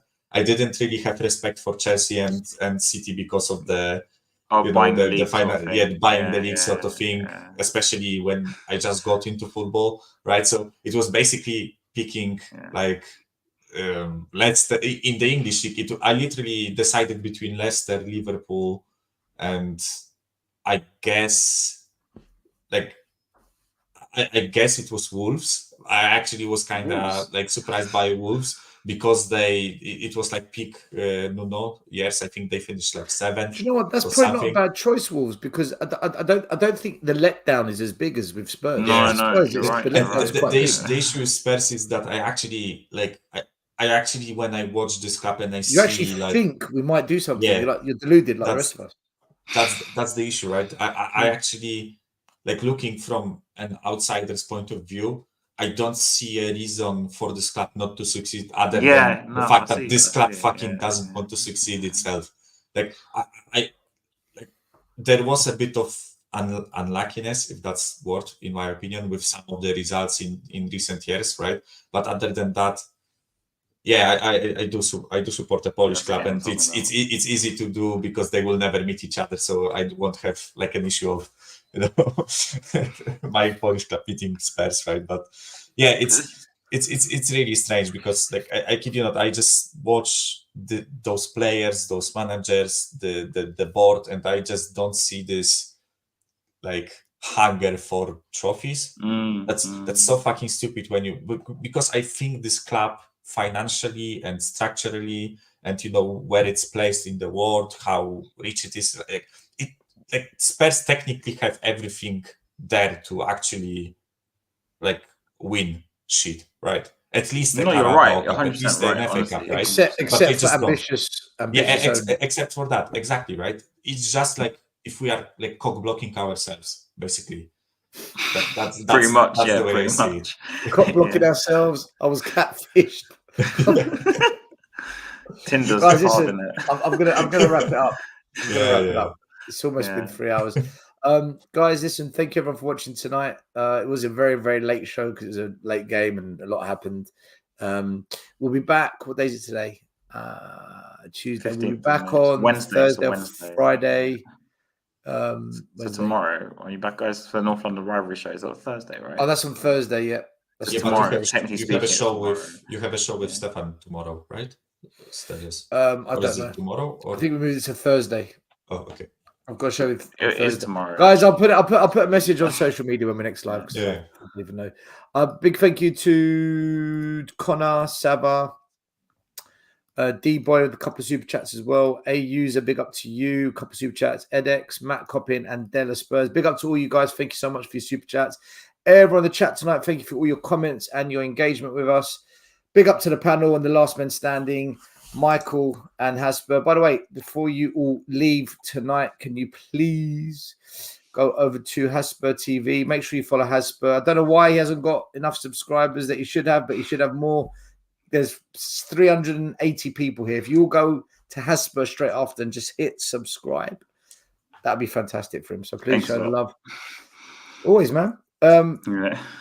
Guys, any final words, or are we just going to say, I think come on, ready for more suffering? Ready for more suffering?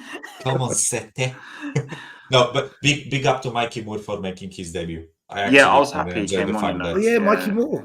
Yeah, big up to Mikey Moore, man. 16, that's young. That's impressive. He actually looked quite decent when he came on. I'm not going to lie. He's a good player. Mikey Moore's a good player. Yeah, like a couple of touches, but I didn't expect more from a 16-year-old, right? So big up to him. I hope he actually isn't like lost in like 2 or 3 years.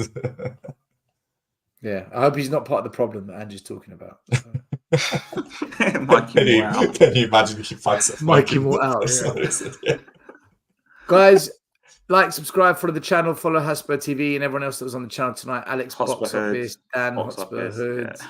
Show your love. And to Connor's channel, CMO Sports. We're out of here. Come on, City. Come on, City.